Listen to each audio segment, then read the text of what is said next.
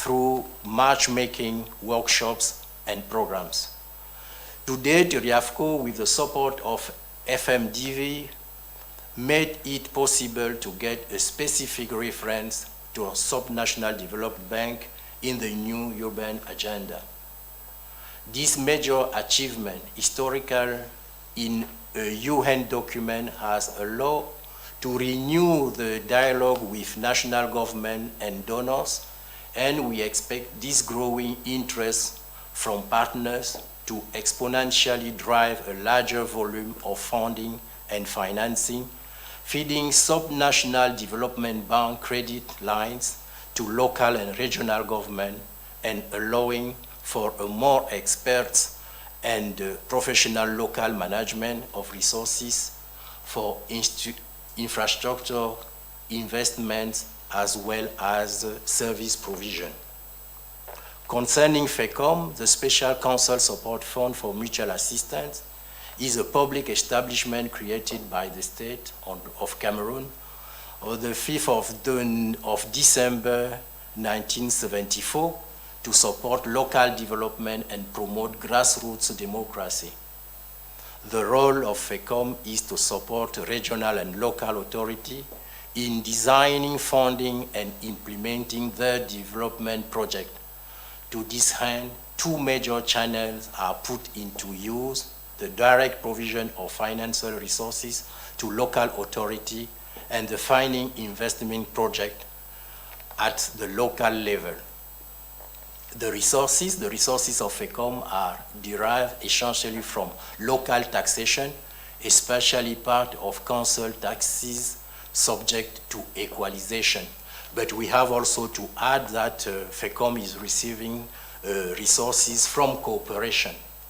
So FECOM is funding of development projects, basic infrastructure, community facilities, commercial services, revenue generating infrastructure, utility equipment, overdraft facilities.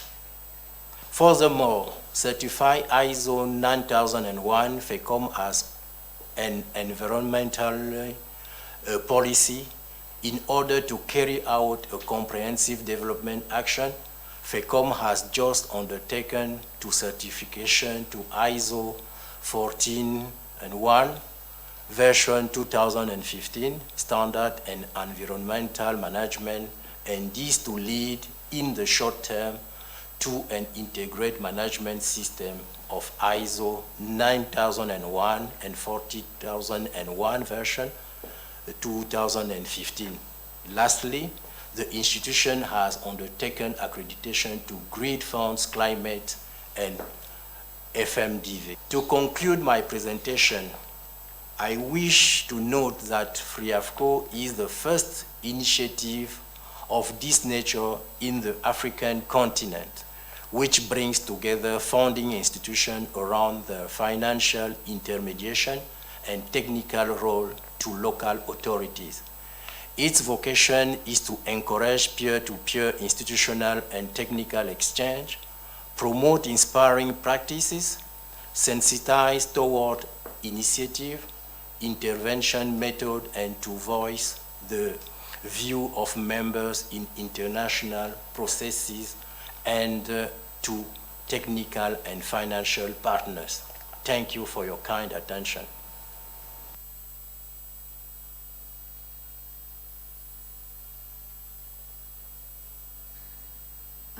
I would like to ask the Secretariat to pass on our heartfelt thanks to Mr. Akoa for giving us this interesting and optimistic presentation. And I would like to ask the person he mentioned, excuse me, I didn't know the name. Oh yes, so we have someone that we can ask further questions in the break. And please again raise your hand so everyone knows that's you. Thank you. And now I would like to ask the Secretariat to put on the screen our 4 guiding questions for the panel discussion.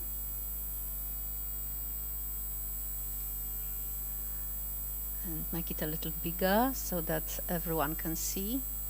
Well, the questions were 4. And as you can see, they focus essentially on gaps in capacity, legal framework or policy gaps hindering cities' mobilization and delivery of climate finance, and how they can be addressed. The second focus is on how to enhance collaboration and coordination among national and municipal levels. The third one is how the capacity of cities can be enhanced to access climate finance and develop urban sustainability project proposals. What are the roles of climate funds and other support providers? And the last question is how to draw into financing of climate actions on cities level, private investments, and what are the innovative ways to mobilize resources for climate action. So I would like to ask the presenters to refer to their work experience and focus on questions that reflects most the profile. And James would be the first to start in alphabetical order.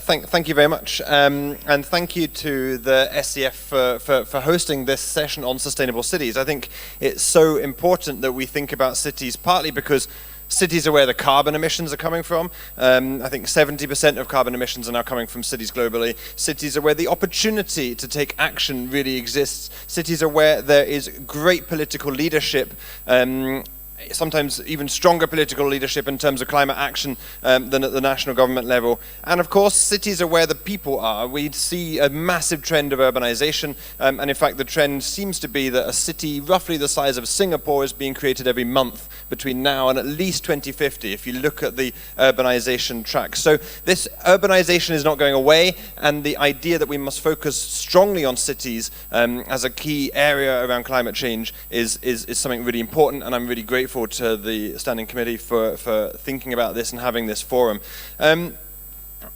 What we have around the world now are mayors that are getting engaged and are being really active in seeing their role as a really key contributor to the solutions of climate change. And of course, as we heard particularly from Sydney yesterday, addressing some of the key challenges that come with climate change, and some of the major resilience challenges are really impacting on cities already. In fact, almost every single one of our cities is now reporting to us that they're already seeing the negative impacts of climate change on their cities. And of course, the geographical location in many cities, being close to sort of water, being in the location of cities makes them even more vulnerable than many other areas. And as we all know, the vulnerability particularly affects the poorest people in our cities, and that's a really serious challenge that we need to get to grips with.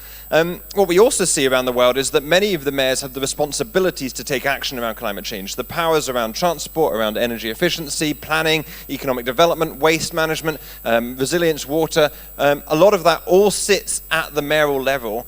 But what the big challenge is what isn't devolved, and what hasn't been devolved with all those powers moving over to cities, is the financing. And that's why having this session on finance and discussing city finance is really so important. And we heard yesterday that only 50% of the financing needs of cities are actually being met. And that clearly is a major cause for concern and a really big challenge that we need to address. Some of the barriers that we're seeing that cities have around the world, but particularly in developing countries, are hitting up against borrowing caps, not being able to borrow anymore. This is actually a big problem for cities in the United States, who are trying to borrow more to take climate action and are unable to because of their borrowing caps. Climate investments often involve really high upfront costs, and Anya, I'm sure, will talk about some of the work that HSBC is doing to try and help address some of the high upfront costs of climate action, even if the long-term costs of operations of positive climate projects are actually much lower.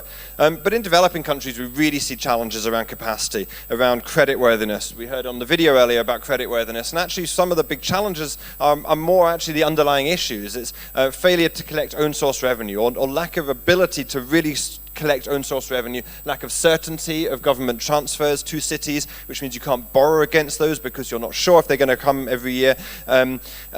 Getting just general financing accounting capacity in cities. And of course, we talk about project preparation, because what we want to make sure is that city climate projects that are coming up through climate action plans of cities are actually being able to turn into investment-ready projects that everyone else on this panel is able to get behind and able to put money into. But these guys can't invest in ideas.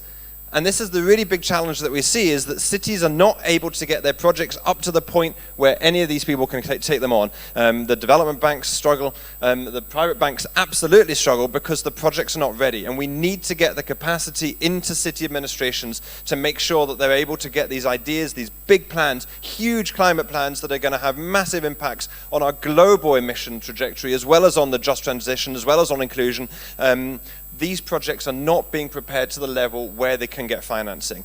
And so as a result, what we're trying to do in C40, we've got the C40 Cities Finance Facility. That's our project preparation facility. We're really grateful to receive funding from Germany, from the UK, the United States, and a philanthropy called Sept to move this forward. We provide support to cities in terms of technical assistance to get a project to the point of financing. But at the same time, we're trying to build capacity inside city administrations so that they don't need us in future. The goal of our project is that we are not required in future because cities are able to take these projects forward themselves.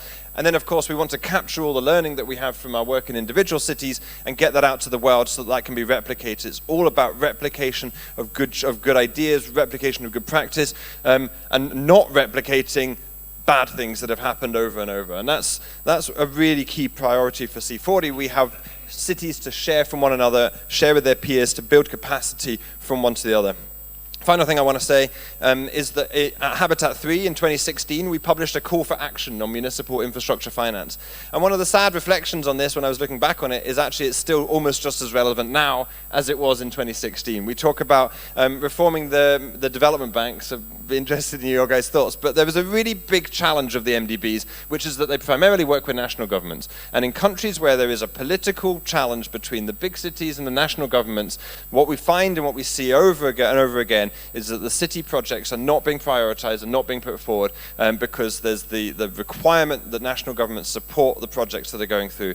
And we want to see that system be reformed, be updated, reflect the reality of where there is climate action happening and where the projects are existing. And actually the same is true of the climate funds. The Green Climate Fund, still only newly created, but still only really works with national governments or with the approval of national governments. And we must see that money flowing directly into cities, working directly with city governments and city administrations. We need to empower cities to take action on finance. We need to have a stable regulatory environment created by national governments. We need to see more innovation. We need to see pipelines. And we need to see more capacity being supported to get city projects moving. And finally, we need to see cities being able to work with the private sector, which means the private sector has to, we think, move slightly closer to understanding what's happening in cities, seeing the huge opportunity that's taking place, and being able to react and actually take advantage of the amazing amount of work happening in cities. So thank you very much. Thank you very much. And now I'd like Anya to say something about the perspective of a private bank. And can you please use the other mic, and I'll keep this one. Okay, thank you. Yeah, so to most of what we've heard, I can just agree. So no need to repeat, but yeah, you see the financing needs and the actions that are taken, and that cities are the hubs where climate change is decided upon and where the action needs to be, and also where the economic hubs are. So therefore, it's also a huge pool of opportunities. This is what your last statement was, and this is the way investors and banks look into it. It's a super interesting investment if it has the right characteristics. So what are the obstacles? It's probably transparency on decision-making processes, on continuity of policies, on engaging early with the private sector, on setting the scene. So this is what we are trying to do very actively, to have a broad dialogue with C40, with other types of organizations who promote that dialogue with the cities, and do this through our own expertise. We have a Center for Sustainable Finance, excuse me, where we have experts on city financing, on climate, on blended finance, to really engage at the early level, so at the scene setting level. And I think what is crucial is that it's taken into account at this early stage, when for private investors it's too early to really finance it, but to take into account what these decisions which are made on the onset, which impact they have on the commercial viability of a project. And here we, as the private sector, probably can play a good role in shaping the types of projects, and also to communicate the requirements that the private sector, be it institutional investor, be it banks, have. We have the Basel requirements on financing, we have all kinds of regulation and need to be compliant as well. So it has to fit many molds to be investable, and to kind of take all those aspects with all stakeholders into account at an early stage. This is one of the key facilitators that could help here. So what we focus on as a group is green bonds. We try to promote green capital market growth through various initiatives. So we have made in 2017 a pledge to provide 100 billion euros in sustainable finance by 2025. And a big aspect of this is green bonds, to have a standard, be transparent, and also be able to characterize and qualify types of investments, to be able to access the capital markets, also on the level, not only on the sovereign level, but sub-sovereign level, and also on the players in the market, so to finance more of the real sector who are actually building the infrastructure, operating the infrastructure, and to make it commercially viable, to not have unwanted impacts. The planning has to comprise all those aspects as early as possible. Secondly, what's also important is to define, together with all the other institutions working on the financing, is what are the risk-return profiles that we can create here, and what types of risks are there. And there will be some risks which the private sector is happy and has the expertise to take on and to earn the return for that. For other risks, other parties of the play might be more suitable and provide a cheaper insurance against these types of risk, or be a more efficient risk taker, and to maybe split up such a concept of city finance into not only what do we need to provide and what are the stakeholder ideas, what is also the risk return profile as a whole, and how can we efficiently split it up to get everybody engaged. What we've done here, for instance, is we've just launched, and the asset management colleagues, a fund together with the assistance of the IFC, which is focusing on green bonds, green finance in emerging markets, and it really wants to enhance capacity to invest, to broaden the issuer range, because you have green bonds by sovereigns, by HSBC has issued a green bond, so by financial institutions, but to get it more into the real sector and to get it to the sub-sovereign level. And here we have created a fund which is for institutional investors, where we have capacity to pull in this capital, also assist early stage with the technical assistance facility from the IFC, that we can kind of facilitate deal flow. So this is just one tiny aspect, but we really try to be broad-minded and look at all the different activities which we do and how they become more relevant and can be facilitating finance, because it's, again, it's not only a huge demand, it's also a very interesting investment opportunity, and all the investors across the globe are keen to invest greener and invest into viable, sustainable propositions. And so this is kind of the gap we need to close. And it's also very often communication. So we have different terms for things, for the same things maybe, but just to be on the same page is also something we need to achieve maybe a bit better. Anya, thank you very much for your insights. And now I'd like to ask Arnaud to comment on and also add new content to our discussion. Thank you. Thank you. So I will give my multilateral bank observation. For us, capacity is not an issue, because when we work with cities, we build the capacity, and there is a lot of institutes also who can bring project to us, and we can provide the last step technical assistance to finance project.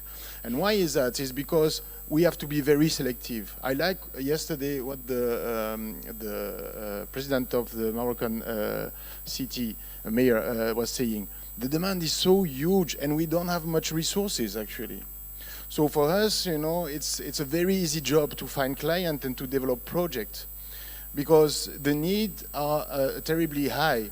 So when we work with cities, we just target one city, we build the capacity of the city, we work with them to develop proposal, because we know that the amount of money available is very short actually. I'm not saying that we should be always selective like that, but for us, the idea of building capacity is embedded in our operations. Actually, the main issue we have is not to develop projects, but to implement projects. And this is where the capacity is really needed, and this is where we struggle, especially when we want to have ambitious or complex projects. This is where we have to build the capacity of the client to implement it. And also our approach is when we start to have a city or a region or a country, and we start to be confident and work with, we want to continue. Actually, we have this one city approach where we put different sector operation in one city to make a difference, because we know that we cannot address everything. So I guess, on this issue, I would like to say two things. I think first is we have to build the right tools and build the capacity of the cities to access to those tools. We don't have it right now, because we are still working too much in silos. And we are not able also to raise the private sector to work with us. This is changing actually, and I really like the climate angle, because it forces us to cross-sector approach to working with the private sector. And we have many tools as we can use, but the overall mechanism to expand that is not there yet. And building capacity of the city, if there is no finance to finance project, then it's a bit pointless. So we need first to provide the financing tools that will be able to implement. And second is we need to be strategic, and country need to be strategic. It means that they need to find projects and investments that will attract private sector. And the strategy is very important. If I have to build a pipe just for building a pipe, yes, I can do it, no problem, the pipe will be there. But how I can make sure this pipe will generate, investment for the private sector? This is the main thing. So this strategy has to be very clear. And focusing on key operation and key investment to build a strategy that will be able to gather funding, this is the most important, and this is where we can work with country and cities. Because there is nothing more powerful to combine private sector and public sector together. I mean, public sector, they can put the infrastructure. We even have financial intermediary who will give, finance access with very cheap interest rate to the private sector on one specific strategy. So this is something we have to work with. And we were talking yesterday, and the fact that we are still not talking the same language with the private sector. And even with my colleague in the private sector, it's very hard to understand each other. We try, but still there is so there is a need also, and from the UN, it's very important if we shift to the private sector. We always say that private sector is very important. Where is the private sector? It should be there, actually. We have Anja, which is good, but we should have more. Yeah, it's a good start. But then this is the role the UN can have, really, to channel all those resources, all those initiatives together in cities, in countries, and invite the private sector. Because otherwise we will keep, looking at each other with no synergies. I also really like what the president of the Mayor Association of Morocco said also, risks. He said very important, we have to take risks. traditionally, in our bank, we have this kind of piecemeal approach. Again, you know, how there is need for the road, then we build the road. That is fantastic. But how the roads can be embedded in other, you know, sector, financing modality, etc. And this is a risk, as you know, working in operation, we are ready to take. It's complex. It requires a lot of capacity that we can provide, and working with everybody, we can achieve that. But we need to have our management and the UN also to support those risks taken. We can develop fantastic tool for financing that can be upscaled, but again, we need someone, and the UN, maybe this one, to put us together. There is so many initiatives in the world, and sometimes it's very confusing for our partner, for our clients. So we need to coordinate more and take those risks. Thank you.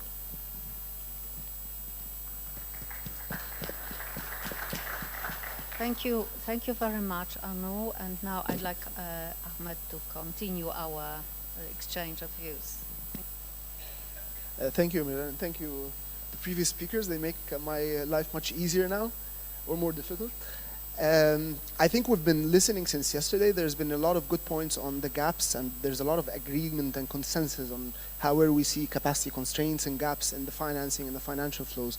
But it would be nice maybe to dissect and zoom in a little bit.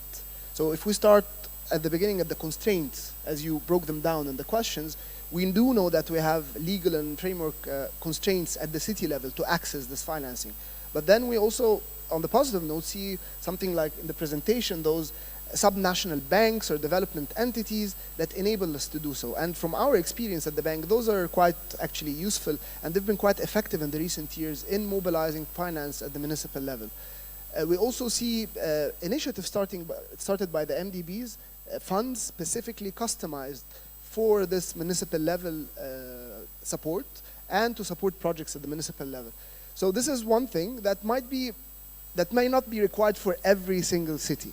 Now, what is required for every single city is the actual capacity at the local level in terms of planning and embedding climate change into their plans. One thing that we see now is that embedding, for example, adaptation elements, adaptation components as early as possible. We heard that being said quite a few times yesterday, specifically in the sector breakout sessions. And I think it's very important to highlight here that this is also our role to make sure that these discussions are being taken as early as possible. Those working at the municipal level in different sectors need to incorporate climate elements. They need to look into mitigation opportunities for economic development, alternative analysis. And here, this is the point when we think of the private sector, again, as early as possible. For us, all these discussions about the multilateral development banks, we heard the number from Arnaud about infrastructure, $1.6 trillion per year.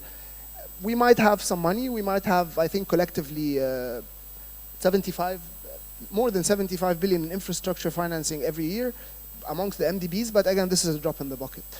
We should start by targeting the private sector. When we think of planning, when we think of design, when we think of how we structure, how we help the municipalities structure their projects, they should be geared towards private investments. Now, not all of them will be commercially feasible, naturally, and this is our role here to come and bridge that gap. How do we help the cities at the local level try to structure their projects to attract private sector as much as possible? And when there is a gap, here comes MDB finance, softer finance as we call it, and comes the climate funds and the role they can play. We do acknowledge that the initial investment, as rightly mentioned by Anya and James, it could be more expensive. But again, when we plan it early and look at the whole life cycle at the planning level of these municipalities, we embed these considerations early on, and here we could quantify how much climate money is actually needed, if any, or what the multilateral development banks can do and can develop towards bridging that gap between the private sector viability and the needs at the city level. Now, this needs to be done at the city level again, but not necessarily, we don't need to finance the cities directly, not in all cases. And here, one thing that we could flag is also the need for sharing experiences and South-South cooperation. I think we agreed, Mirzena, that we would flag that in her role in the PCCB. And one of the things here we want to flag at the Islamic Development Bank, in addition of the financing, of course, we have our reverse linkage modality. We are a South-South multilateral development bank, so we do encourage this transfer and exchange of experiences. And to be honest, this is much more effective than us trying to build the capacity of every city ourselves. There are so many cities, and the problem is not really the larger cities. It's not the capitals that we're concerned about. It's the smaller cities that are rapidly growing. And the South-South cooperation really enables us to catalyze this capacity building for these cities. And this is a role that we need to be more proactive in, and we need to flag. I think the collaboration thing has been mentioned a lot at all levels, between UN agencies, bilateral.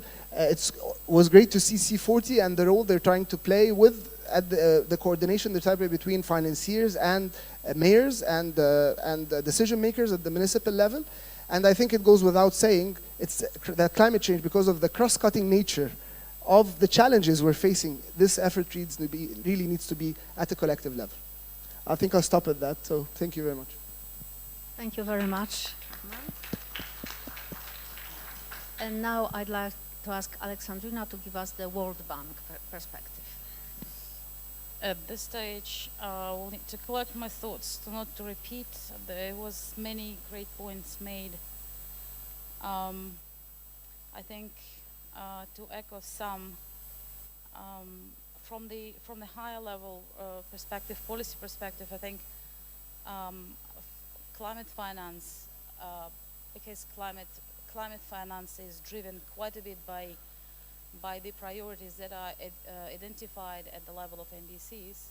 I think that we can also bring another element to this discussion and really accelerate the inclusion of the urban actions into the NDCs. We are now at the end of the revision cycle for the second generation of NDCs, and we will have subsequent rounds as well. So it's yet to be seen whether the discussions on vertical integration will bring some significant impact on how the new generation of NDCs will look like. But I think it may play quite a bit important signaling role if cities' urban actions would be actually really properly integrated in the NDC priorities. This will help, I guess, cities vis-a-vis to different climate finance sources in particular to be at the equal footing with any other sectors. Now it is quite difficult to find urban action singled out.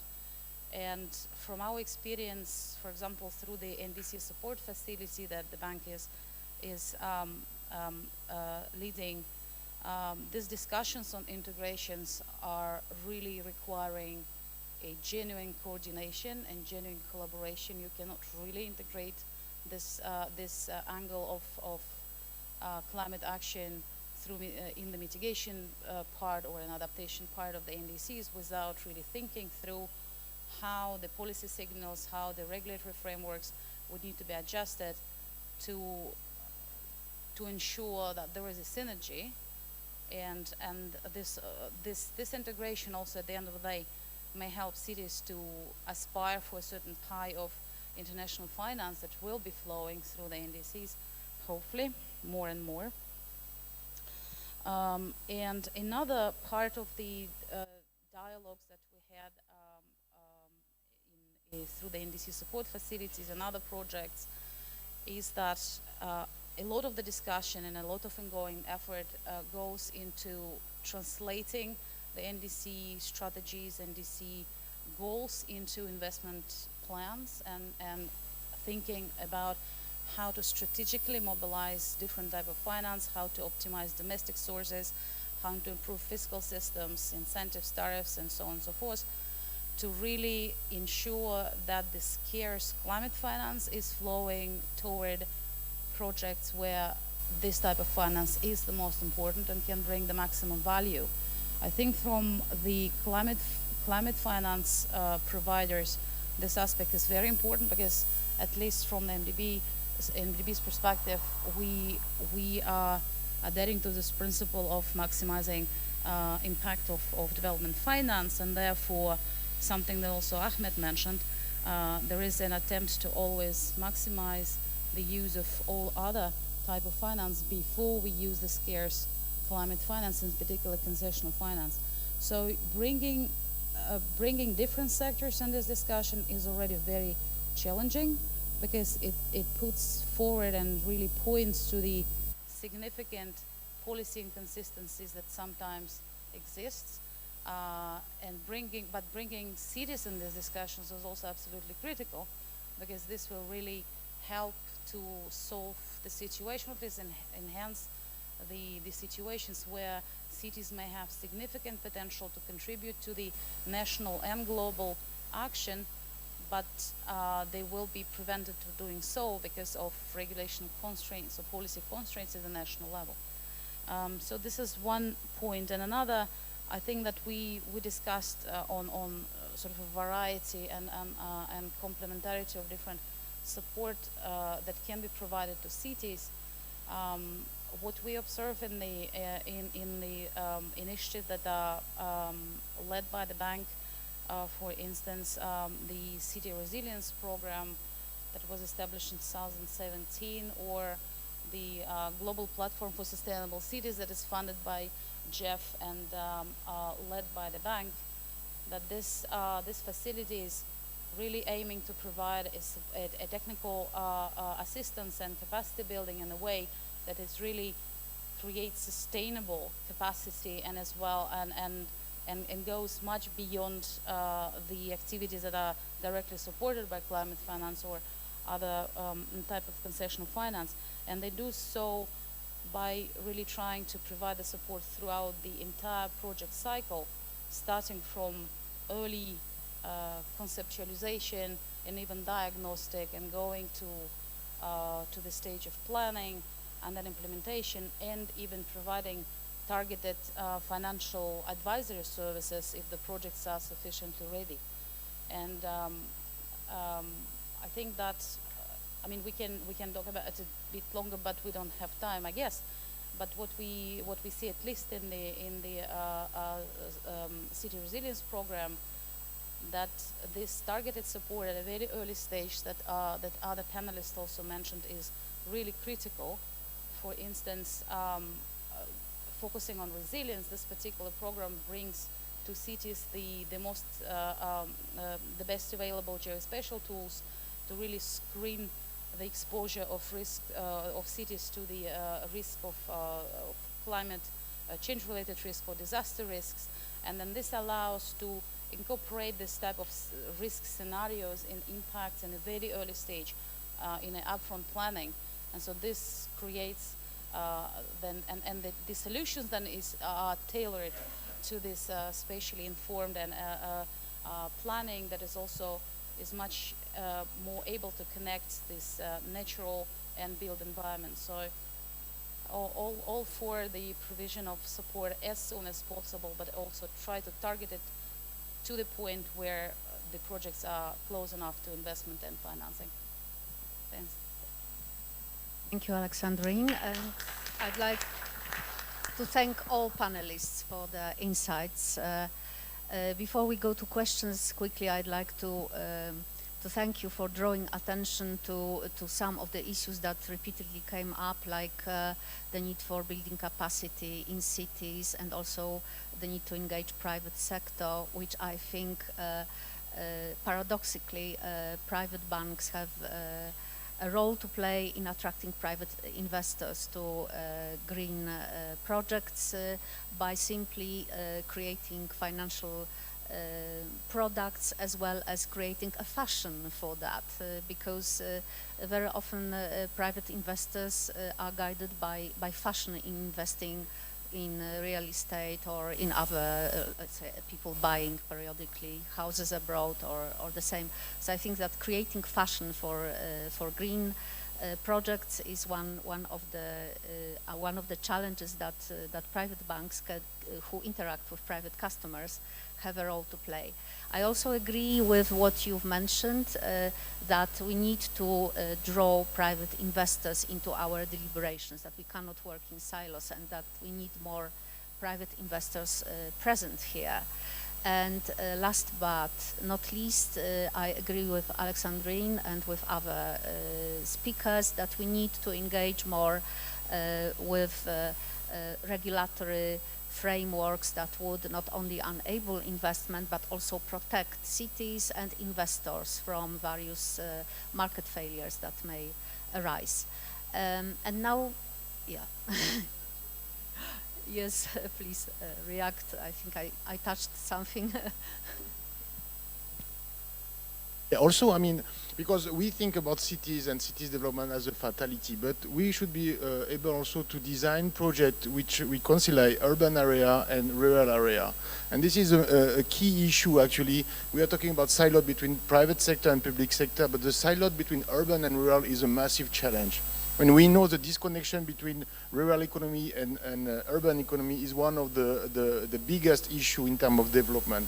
So we need to be able also to design projects to reconcile those urban and rural area and create more job opportunity at the interaction of the economic development of urban and rural. And like that also we can decrease the pressure on the city, create jobs and better develop the countryside.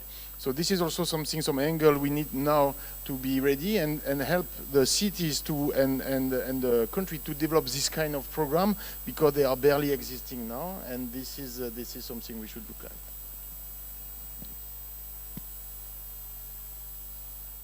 Thank you, Arnaud. I think we will continue this discussion in groups after the coffee break. Now I would like to ask you to refer to some of the questions that are on the screen, and you think that you could be, well, there are a lot of them. We have some votes for those that are more popular. So if any one of you would like to answer, I'd like to invite you to do it now.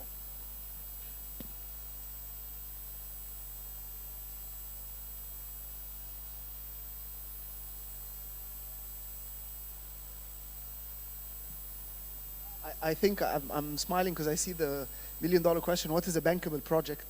I think this is always the key. We use this term clearly. So I think if I put it, I hope I'm not oversimplifying, but a bankable project is a project that is well studied, that has demonstrated, for us as a development bank, development benefit demonstrated an economic return. So economic return. Not just a good idea, and not just a good option, but a project that has a demonstrated economic and development return that can be translated into economic benefits in numbers, where we see an alternative analysis, for example, where there's a design, or maybe not always a full design, but some sort of preliminary design, at least embedded, with all the environmental and social studies that accompany. This is in a, have I missed anything, maybe, Arnaud or Alexandrina? Yes, I guess I would also add that the project that paid enough attention to the features of demand, so how well the demand is understood for this sustainable project, and whether measures were taken to really provide support also and alternatives to use this more low carbon options, for example, that we're trying to support. We discussed it quite a bit yesterday in a transport session, I guess, to the fact that just putting forward alternatives that are low carbon and meeting all our criteria may not necessarily be the most effective because it will be low uptake. So I guess with this more innovative and low carbon alternative that are not necessarily of use for many markets, nudging consumers' behavior is also extremely important. Thank you very much. I will ask now James to answer the question about barriers for cities and their uniqueness, and then Anya to answer questions directed to her. So please, James. Thank you. Just a quick comment on the bankable projects as well. I think I probably was the one that mentioned bankable projects, but actually what we're trying to do with the CFF is to get the project to the point where it secures an investment, or where there's a deal or a transaction occurs. Obviously that's the true test of bankability, is whether there's actually a transaction occurs at the end of it. And so we're working with a wide range of different partners, whether it's helping the city to find the right partner is also really important. And so we're supporting the city to understand the landscape, to understand what their project could be, how it could be structured, and then to make a transaction with the most appropriate capital provider. In terms of the barriers for cities and how that compares with other levels, I think one of the challenges that cities have is both perversely a large scale of transactional challenge with a low resource to deliver on the scale of the need. You know, what we see is, you know, huge cities with very, very small teams that are trying to make really big things happen. There was a team in one of the cities that we work with in Vietnam that had 2 people trying to deliver 10 different BRT projects all at the same time. That was their mandate. And so, you know, the scale of what is trying to be achieved and the scale of the need and the demand is so enormous, and the capacity and the number of people, the skills involved that are trying to actually make that happen and make that possible inside the city administration is very small, which is why we as the international community need to find ways to to build that capacity, to support city administrations to get that capacity, so that there is at least a team that can measure it with the scale of the challenge, that's able to move the projects forward inside the cities.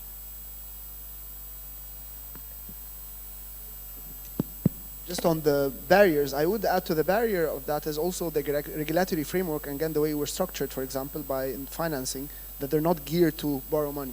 So this is actually more reason when we talk about action at the city level to engage with the private sector. Because sometimes we get not so good projects requested from us from ministries at the national level. They don't get always financed, but they get to us. At least we see them and we get to look at them. Whereas there are good projects at the city level, but because they don't have the mechanisms to borrow money, to mobilize financing. So this is even more reason for the 4 cities to target the private sector. So yeah, on the question where we are active, it's evidently we are global with a strong footprint in Asia. But to give you just some examples, I can't give you an exact number because it would mingle different types of things that we are doing of investment size. But for instance, we did a blended finance project for a sustainable infrastructure in Turkey, where we had a blended finance component, and actually was at the time the first social green bond that was there. So we try to be innovative and still selective. It's always a bespoke thing. It always needs to kind of, as you said, have all those criteria evaluated and then put the pieces together. Another thing which we did was in South Africa, bus rapid transit. So this is maybe a sector that I can point out where we are very active in, and we have some colleagues of mine who are great experts on the transport sector. So we had some financing of a bus rapid transit project in South Africa. We had one with expert finance structure in Bogota, in Colombia. So it's actually quite a broad mix. Maybe if I may add one thing to your make it a fashion comment, which I like a lot. It is the fashion is evolving quite fast. So it is there. I was at a conference recently, and there was one of the large pension funds speaking, and he made a very interesting remark. Said, "Okay, we come originally from the logic that our fiduciary duty is to maximize return, and I says, yeah, but our duty is also to provide a world where people can spend their retirement money." I thought this was a very strong argument, and it's evolving, and it's definitely something that institutional investors want to do and see, probably not as, I hope not as a fashion in the sense that it goes away. I don't think so. So I agree with you. It's something we need to promote as a good allocation to your portfolio. Just one thing on bankable project. I think now we have to change the way we see projects, because a bankable project is a project we have done due diligence and safeguards and technical specification, and therefore it's feasible, then we can finance. But again, if it's just to make a piece of road from A to B, then we come back to our issue that's money will not be enough to satisfy. So we need to find another way to identify projects that can generate private sector or other development partner. This has been said many times, but let me say it again. We have to change the vision. We develop project and we identify project to go to project will maximize, which are very strategic, and will maximize private sector intervention to maybe co-finance this type of project, or to generate SMEs or private sector development to invest and take opportunity of the enabling environment. A specific project will be done through infrastructure or socio-economic facility. So this is how maybe we can turn the things around from our side.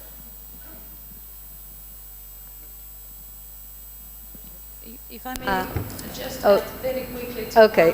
one question Okay. that is left, is on the support of civil society, NGOs and youth. I guess we are striving to do more and more support and design of the projects from the very participatory approach. And therefore, in particular when we start to support and engage at the early stages, it allows already from planning to take into account the needs, the direct needs and concerns from this particularly important stakeholders, and giving that engagement, and particularly growing engagement of youth in their action. Those are the consumers and the urban dwellers do not need to be nudged to have preference for more climate smart options, I guess. Just one last thing, sorry, because one of the key questions is how the UN also, can engage better. And I think one of the role of the UN can identify, project. There is so many excellent initiatives actually from the civil society, even small or big. So the UN should be able to identify those key projects and be able to, find a way to upscale it. This is maybe one of the role of the UN. Well, thank you very much. I've discovered what was your strategy. You've just taken away the mics from me so that I couldn't stop the session. But don't worry, we will continue after the coffee break. And now if I can ask the Secretariat to put up on the screen the rooms for the groups so that everyone knows where to go after coffee. And yes, we'll have plenary room, so people who want to talk about access and accreditation will stay here. Committee room 2 is project preparation and capacity building support. And meeting room 1 is incentivizing private sector engagement. And with that, I'd like to thank all our panelists for the comments, and invite you to a coffee break, which is 10 minutes. And last announcement, I'd like everyone to finish 10 minutes before 12 so that we can have a wrap-up session here in the plenary, and for 12 o'clock we will have rapporteurs, and that will be the closing of the group work. Thank you. Before everyone gets up, we're going to take a family photo right now on the stage. So we're going to be moving the chairs in the next 30 seconds. And then we'd invite you all to come up on stage just before the coffee break. And then we'll have the coffee break after that. Thank you. And you want to... So once we're done with the family photo, everybody takes coffee. And then during the coffee break, we'll also disperse the DSAs for those who are funded by UN-ESCWA, UN-ESCWA, UFM, ISDB. So those who need the DSA will be requested to come to the front desk after the family photo. Thank you.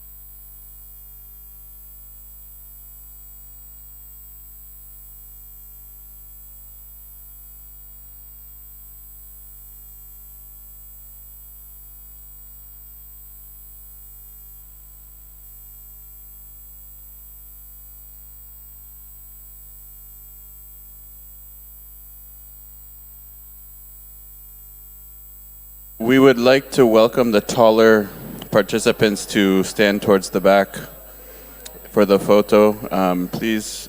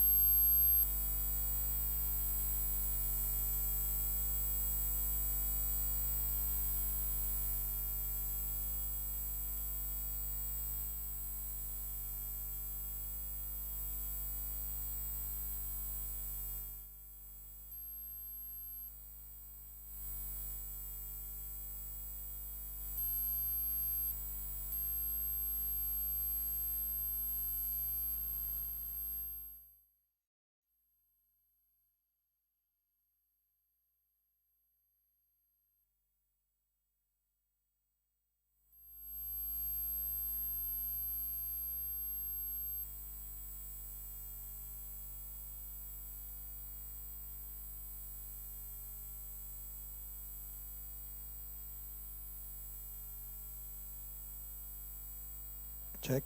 Audio, check.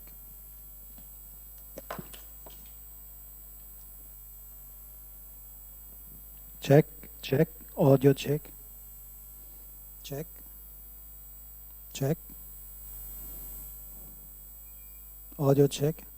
Audio. One.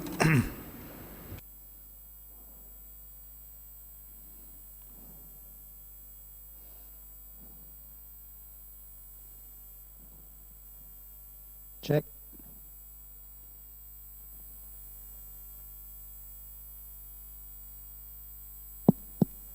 One, two. One. 1, 2. Check.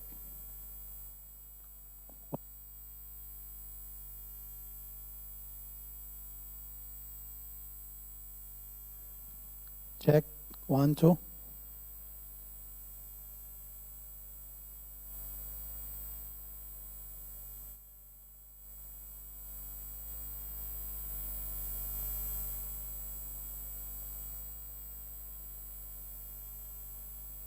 Test. Testing. Test.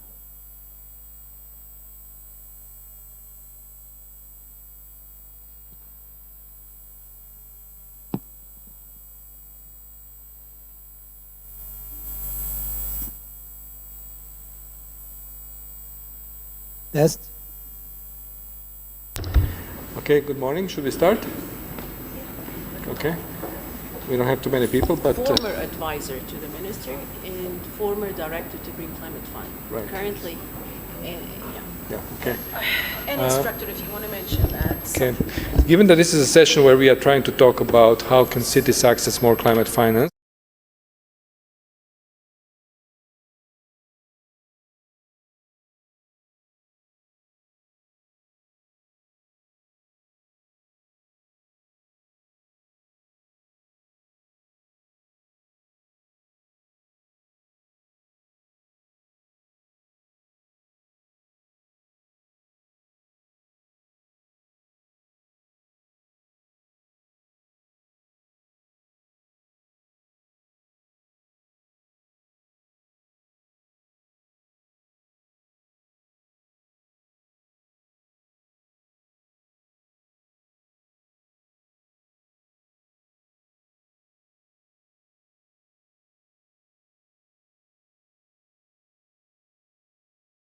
summaries of the urban projects GCF has done. You can see that we have done project with ADB in Mongolia, project with the World Bank in Brazil, a project with the World Bank in Vietnam on energy efficiency, project with IDB in Paraguay on energy efficiency, UNDP, low carbon public buildings, and the EBRD Green City Facility. Next slide. So the transformative action fields for cities GCF is paying attention to are the decarbonizing of energy sector, improving energy efficiency in building stocks, mobility and transportation, urban form, urban resilience, materials and material flow, and improving waste management. Next slide. In the context of replenishment, which is I think most important, we are trying to work out the future strategy for urban sector. And what we are proposing currently that is being developed is that will try to shift path dependencies related to carbon emission and resilience trajectories of secondary cities. Somebody asked earlier, is anybody serving actually smaller cities? Well, GCF is planning to serve secondary cities and try to address the issue of their path dependencies to high carbon infrastructure and try to make a shift. So we are certainly working on it. Next slide. The second focus we are going to have in urban sector will be the megacities and large urban agglomerations, where we're going to try to reduce emission footprints and supporting climate smart and resilient infrastructure, with the view that our money has to be significantly leveraged with other co-financing partners and private sector.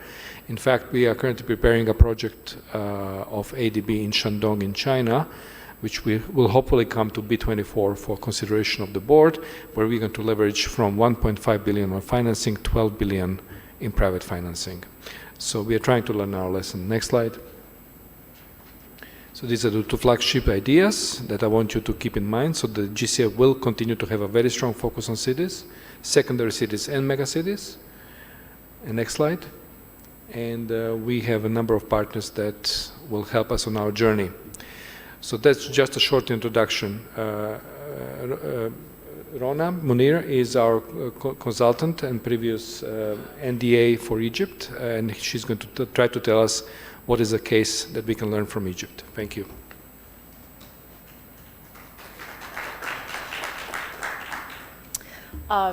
Good morning, and thank you very much. Thank you, Mr. Drazen. Thank you for inviting me to start with from the UN-ESCWA and the ESCWA. Thank you very much. And as you did my quick introduction, my name is Ron, and I'll walk you through my slides. I will stick to the time, and I bear with you to get the first one, please. Thank you. I'll be speaking today about a case study from Egypt, and I will start just with a few slides to kind of have a bigger picture and eye-opener to a few little things. And I know that it's been discussed over yesterday and today, but I'll just go a few little points here. Next slide, please. This would be the flow of my presentation. The bigger picture, I'll talk about a case study, success and challenges, lessons learned in Egypt, is to access finance and with special reference to involvement of private sector and investment opportunities. And then how can we bridge the gap between different technologies and capacity building. Final is my key takeaways from that presentation. A look at our progress. And I know this is, again, that would reflect on the case study of Egypt. We always evaluate ourselves and say, how are we achieving? Are we getting greener? And I'll leave this question if you want to throw your comments on the panel here. The facts are there. Yes, the facts are there. We know that how much CO2 emissions are emitting every year and the change in climate change. We are convinced and we know the subject by heart. What is the challenge here? The apathy. Apathy and not action. As humans, and this is what is common between everyone in the world, we are reacting slowly to the long-term moving threats. The short term that would affect our lives is the key here. So when we're approaching projects and trying to access finance and trying to convince people outside this room, we need to reach out to people, to the civil society, to decision makers. The time is not on our side, which is acting, but climate change has outpaced our responses to its threats. Despite all the efforts we're doing, which is great, we still have a long way to go.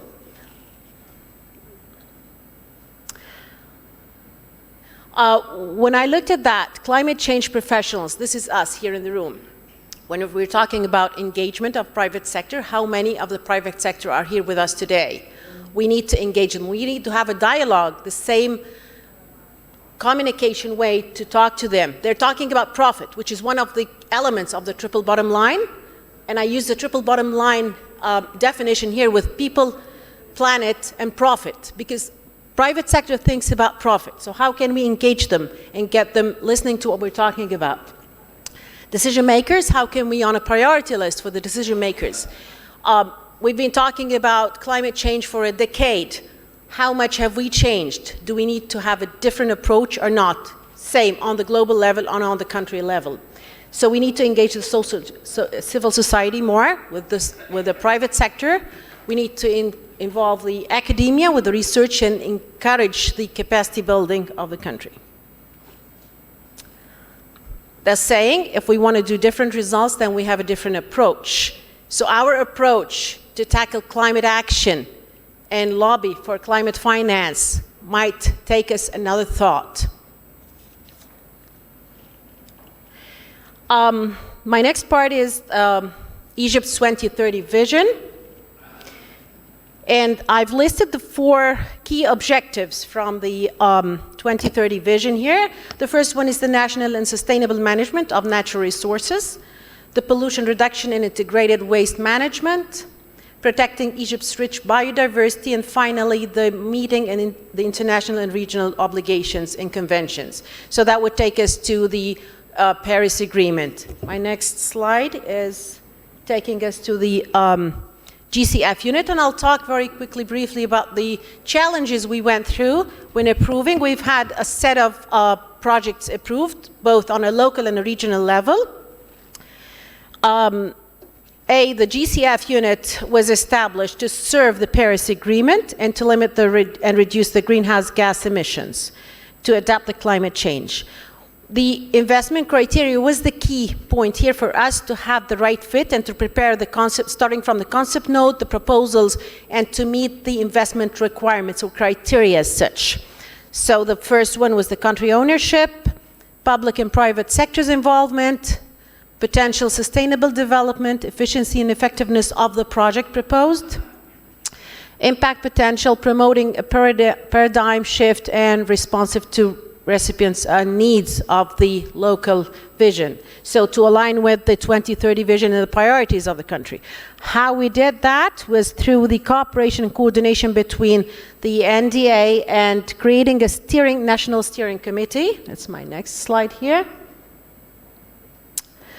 So when we created the National Steering Committee, that enabled us to identify more projects on the ground and to cooperate between the different sectors, for example, the irrigation sector, the energy sector, transportation, etc.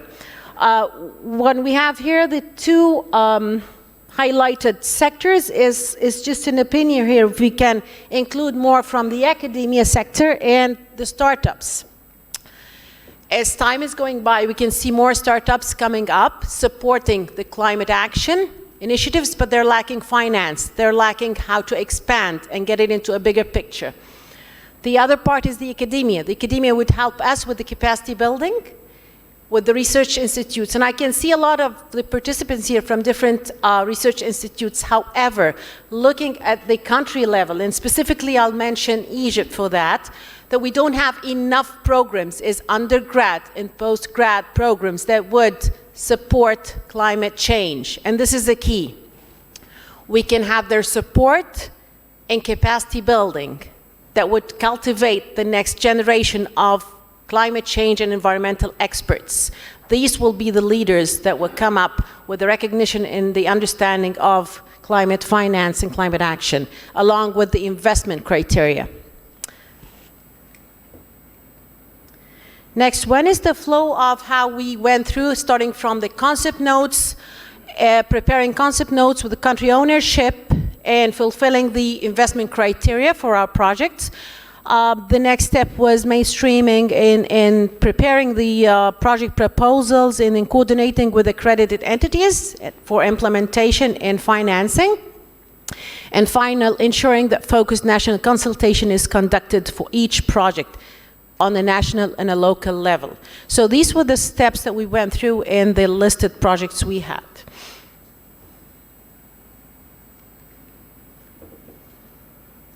Okay, these are just the same as the steps we talked about. Next slide. We've divided the projects into the enabling projects, the National Adaptation Plan and the Readiness, which we had. One is still under negotiation, the other one has been approved. We have the approved projects. We've got several projects that has been approved so far.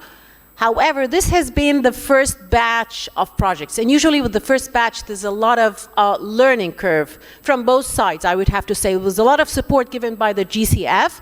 However, being in the readiness stage, we had a lot of challenges in expertise, preparing project proposals that would fit and be the right fit to the criteria, investment criteria, and getting accepted among hundreds of others from other countries. So this is a big challenge to us.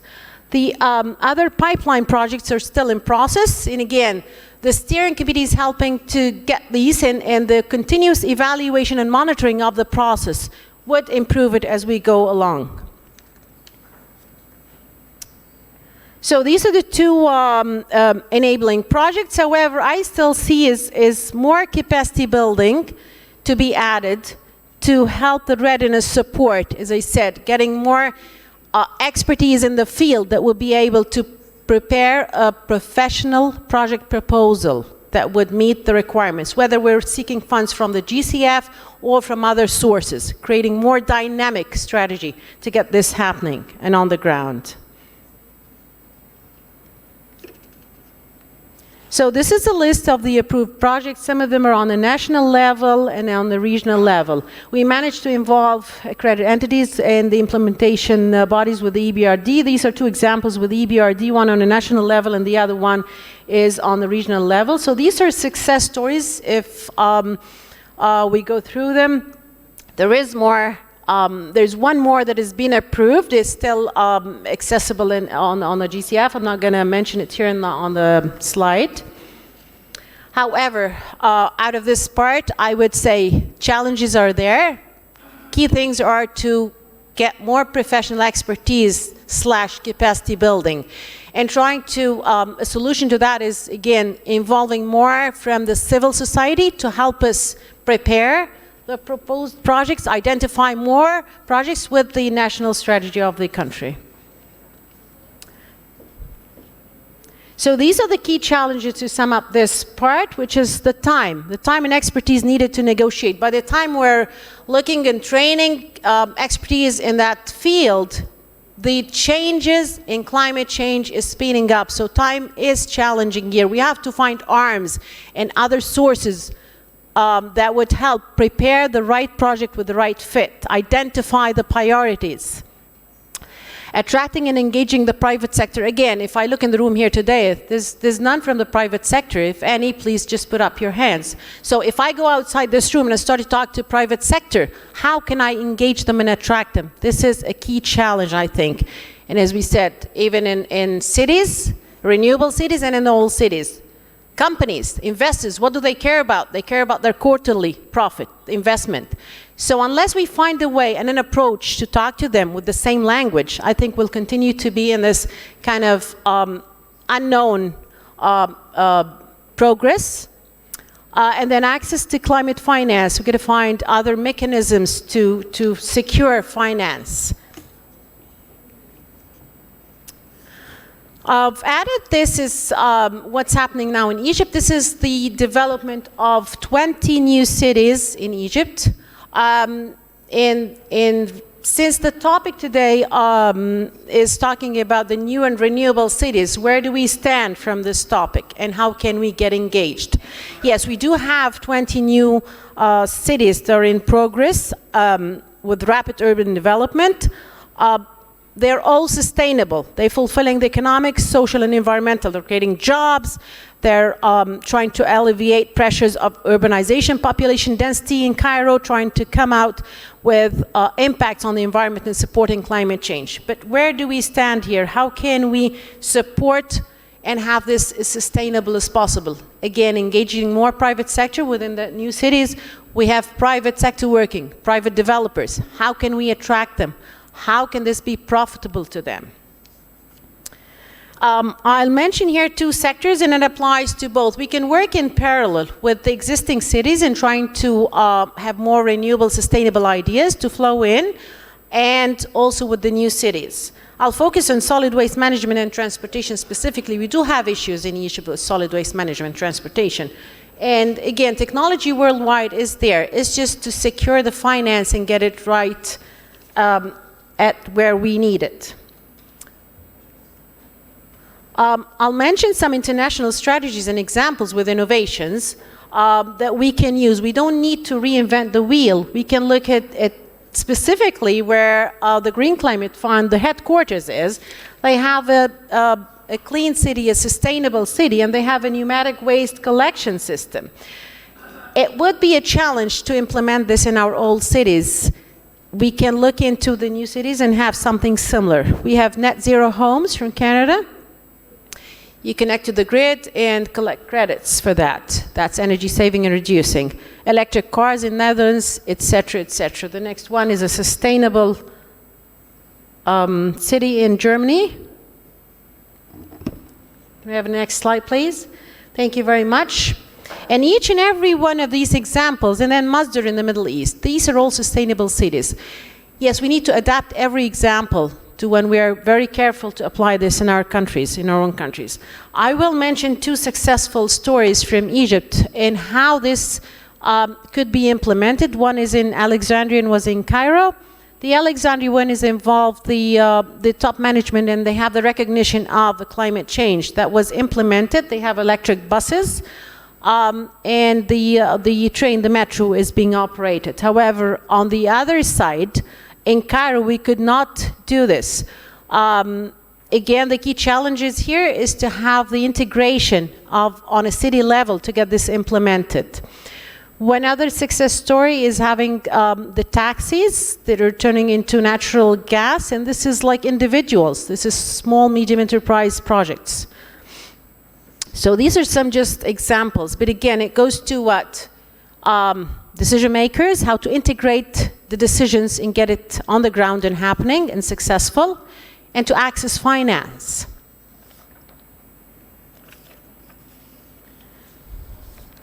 Our next step is reforming the financial framework to access and involve more players, asset owners, commercial banks and development banks, private investments, think tanks, civil society, startups.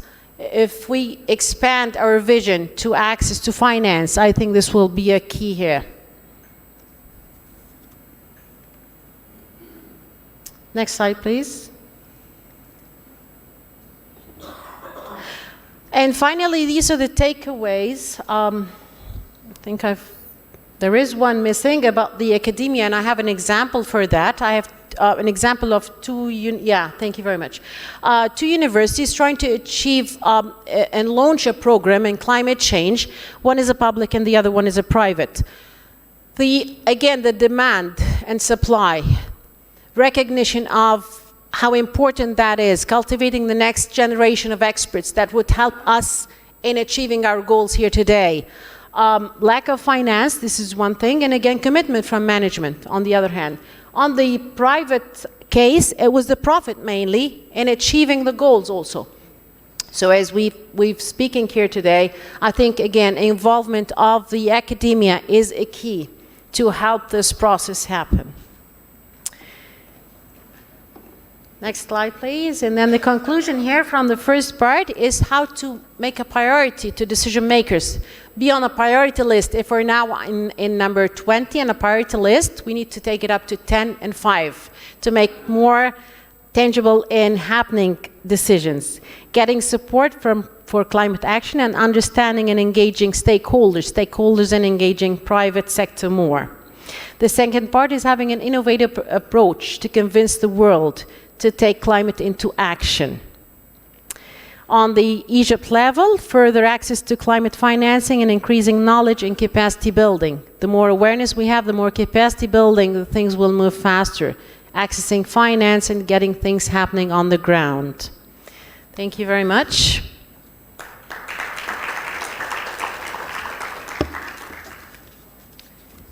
Just stay there, Rhonda. I have a question for you. Yeah. After such an impressive presentation, how do you prioritize climate action and climate projects in Egypt?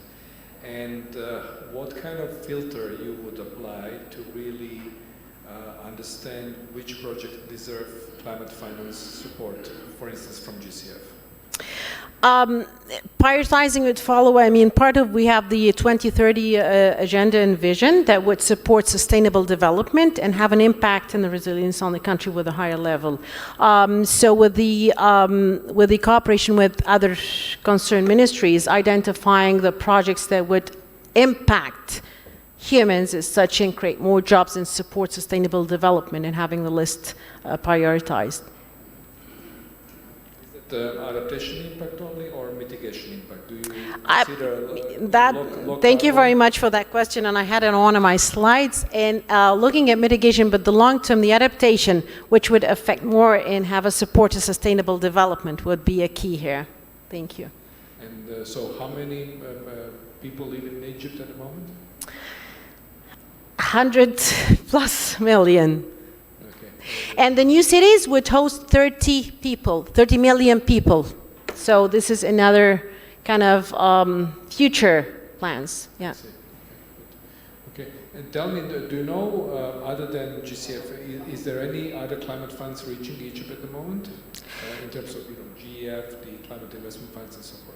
Well, there are a few here and there, but it's just the access, the awareness and the knowledge of people. So sometimes when you reach the private sector, they're not even aware of the climate fund. How can we access this? How can we help them know? How can we spread the word? So this is a very important question, is yes, we need to have more, I would say, awareness, reach out for these people to explain what we're doing here in the room and have more access to finance. Last question before I turn to the audience. I mean, just a little bit of GCF pressure, right? Yeah. A review process, right?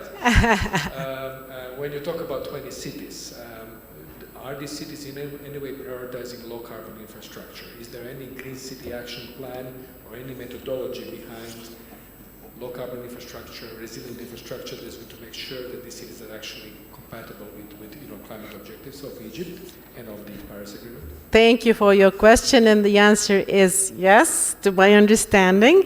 But there is more to encourage here with involving, I mean, if you're doing all these 20 new cities to support the social and the opening jobs and sustainability and stuff, being green, yes, being green, but to put this on the ground, we have to remember one thing, that building a house, a green building, is almost 30% higher than the conventional building.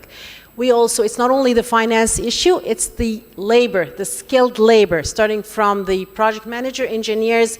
So when I talk about LEED certification, LEED in energy and environmental design, yes, my prices goes up 30%. And this is a key challenge here. Who is willing to pay this? Where is the investment? There has to be incentives and awards, there has to be engagement, either by regulations, have regulatory enforcement, but also incentives from the government level and from the actions through other finance resources to support this.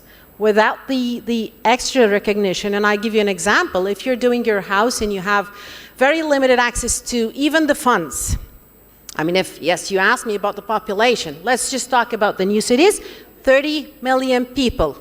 If only 10% of these people have access to finance, would they go for the decision of having a solar panel on a house, pay an extra 30%? Why would I do this? There has to be a reason for me to recognize this. If I'm talking about the return on investment after 30 years, that might not be very appealing and attractive to me. I would look at the price today, the market price, and I will just go in the other direction. So there has to be a mechanism to kind of attract more when we're talking about sustainable cities. And this is worldwide, by the way. I mean, in other parts of the world, it's still a challenge to go and buy a house that is 30% more than the conventional building. Do half the things that is LEED certified. It doesn't have to be a LEED certified because it's expensive, but I can at least do some measures to have it sustainable and green. But the world is moving towards this direction. In some places, like developing countries, we need more technology transfer to be able to do this, skilled labor, engineers, and the finance. Thank you. Okay, thank you. Okay, let us turn to the audience now. Yeah, we have a question. Go ahead. Yes. Introduce yourself, please. My name is Naguib. I'm the team leader of a regional project, ClimaMed. Thank you very much both for the presentation. I just have a couple of questions. Can you tell us, can you give us the details of two things about those projects? Can you tell us what are the projects physically in Egypt you talked about who are being processed now for financing? And what type of finance would that be? It is a private sector, of course, but who is the carrier of those projects? Is it the cities or the national authorities, ministries, or? It's the ND and the Ministry of Environment. You're referring to the GCF projects. Yes, right? yes.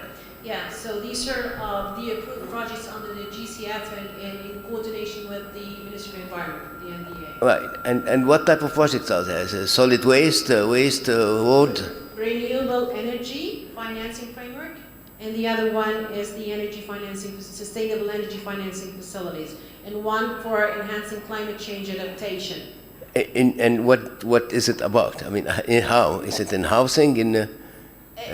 No, the one in climate change, it's the adaptation for the North Coast in trying to have more, like with the adaptation mitigation, it's across, let me get that one again, sorry, increasing resilience. It will increase resilience most vulnerable people in communities, infrastructure, and built environment in the region. Okay, and that's... The other one is on a local level, it's just for Egypt, and the other one is a regional with other countries. More details is provided under the GCF website. Okay, so that's one question. The other thing, I'm having,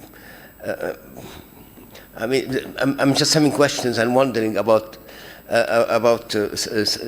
financing new cities. It's a big debate in Egypt. I mean, they will be 30 million, but now as less than 3 million, as you know. And I really suggest that you read somebody called David Sims about this, about the new cities in Egypt.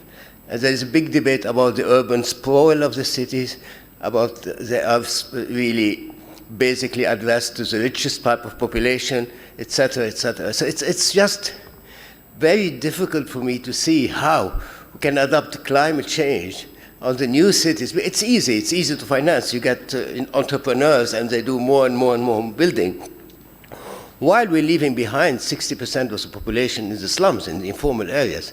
And this is where we really need to act. When I mentioned the part of the new cities, I did not neglect the existing cities. However, we do have success stories and we're working on mitigation and adaptation in both. Okay. Yeah, so this does, and this can happen in parallel. So this does mean that I'm leaving these people behind. No, we are working on this level and on the new level too. Okay, very good. Just the last question. Do you deal with the local authorities at all? With the cities, or is it through the national authorities? Yes, both. Yeah. Both. Okay, with the governors. All right. Thank you very much. Thank you. Let's go down in the middle, yeah? So we'll go down now. I think there's a question from you, right? Okay, you too, Mohammed? Okay. No, please. You raise the question first. Here.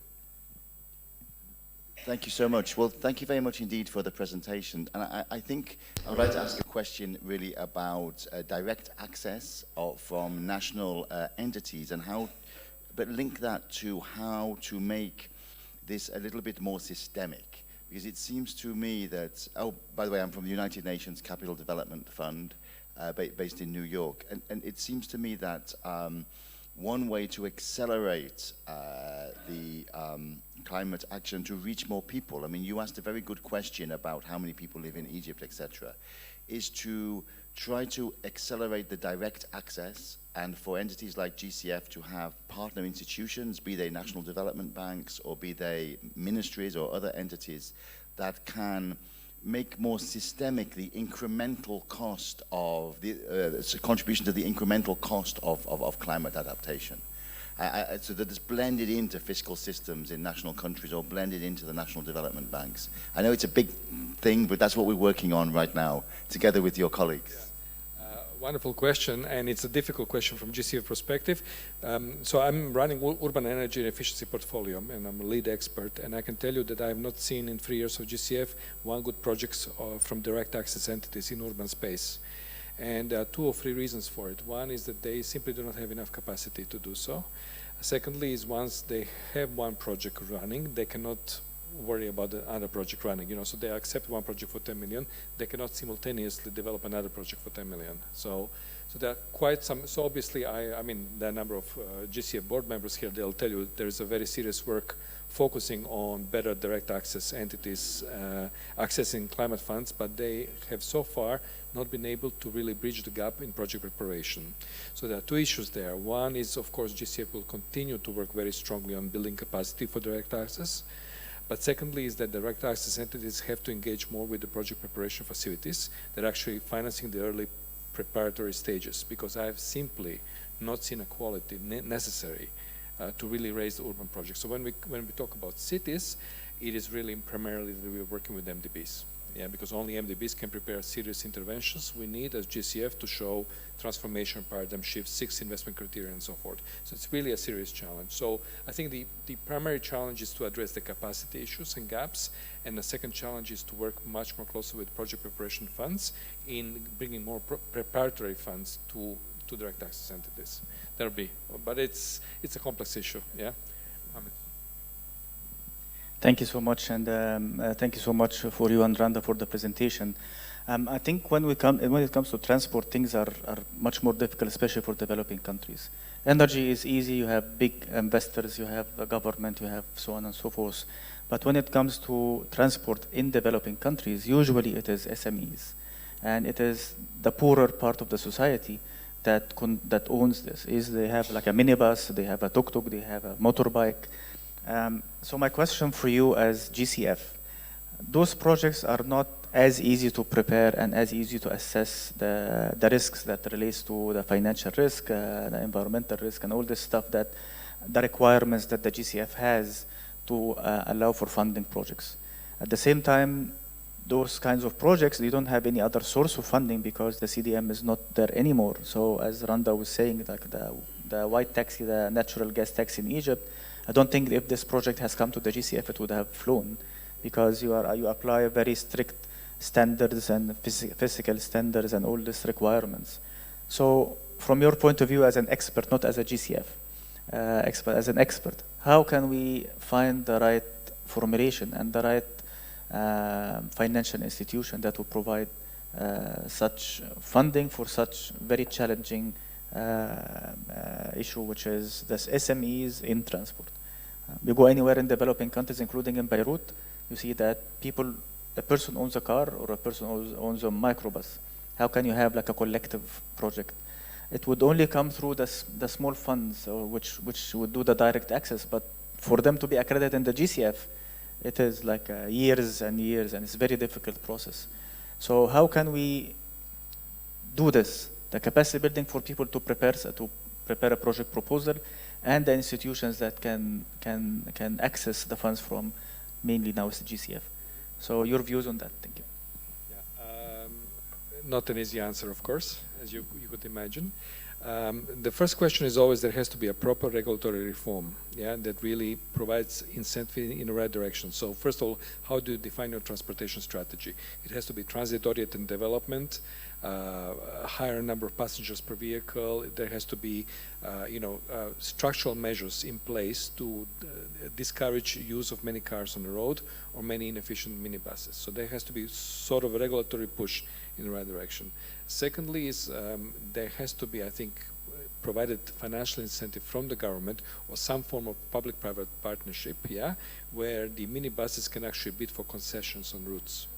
And in such a way you control the quality of vehicle, the quality of competition, and you kind of dictate what the market game should be in terms of providing quality of service.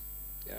So it is in government hands to kind of steer the regulatory pricing and quality development of the transportation, right? And then there has to be a financial scheme that provides sufficient incentives for minibus owner, first of all, to make a small profit and not to go bust, and second of all, to have incentive to constantly improve the quality of service and quality of vehicle. And then eventually, and obviously it's a slow moving process, eventually we have to move towards electric buses, transit development. Of course, in terms of land planning, densification is highly desirable, because then densification means people should not travel very far from place they work to place, from place they live to place to their work.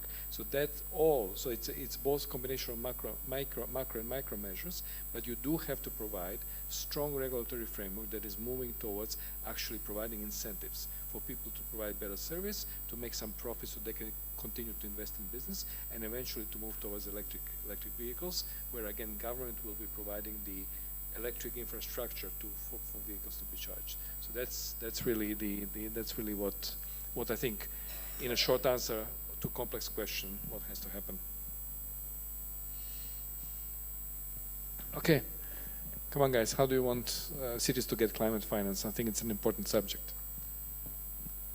Just a question, because I saw that the portfolio, and maybe it was intentional because that your portfolio was energy focused. Do you have the same analysis for adaptation projects for cities, including maybe smaller ones? Or it's not, you don't have that portfolio yet? Okay, thanks. We are focusing primarily, so this was just part of portfolio, not entire portfolio. So we have two major urban projects. One is Green City Facility, which deals, I think 30% of Green Cities Facility will be adaptation, resilience. And we are preparing ADB project in China, which I think is going to be very interesting for B24, where again, there's going to be 30% focus on resilience. But again, we do not see resilience in urban context is very difficult to prepare, coming only from the MDBs, and it's a part of the larger facility. So what you will see in future is that in our focus on megacities and secondary cities in GCF, in the context of future replenishment, we will absolutely demand for 20 or 30% of facilities or programmatic approaches should be towards resilience. So we will absolutely, there will be a condition that every facility should be making. But I mean, it's not coming easy. Let me be very clear. Yeah, yeah, sure.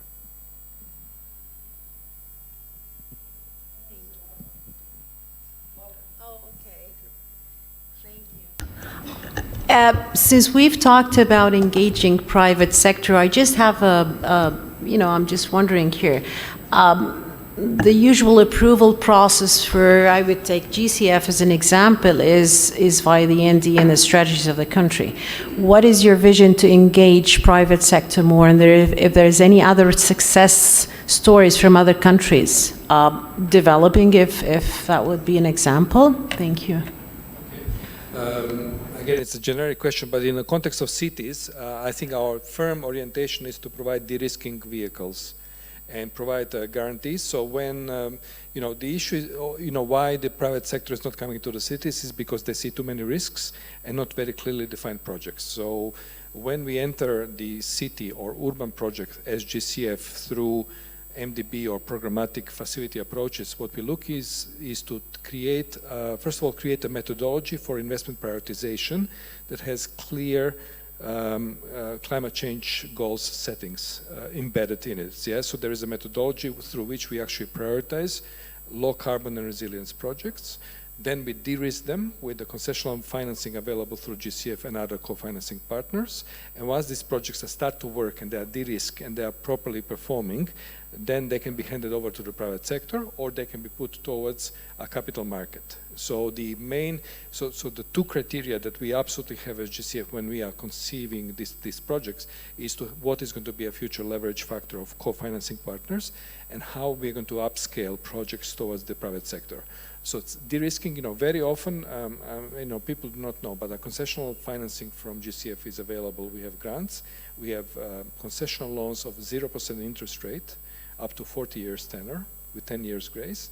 We have equity instruments and we have guarantee instruments. Guarantee instruments can be based on grants, meaning that they're actually first loss guarantee. So you could actually put a guarantee mechanism. In the case of Vietnam, on energy efficiency for industry, we have provided a guarantee system where the local banks could reach about 80% more companies that would otherwise not qualify for credit worthiness because there was a GCF guarantee. And as such, we have increased the reach of the project, I think, 5-fold. Yeah? So we will continue to work very closely towards de-risking and facilitative mechanisms for blended finance to kind of completely enable private sector to come in. So we reduce the risk, we make project working, and we should have a mechanism through which private sector continues to invest in projects once they are more feasible, yeah, essentially.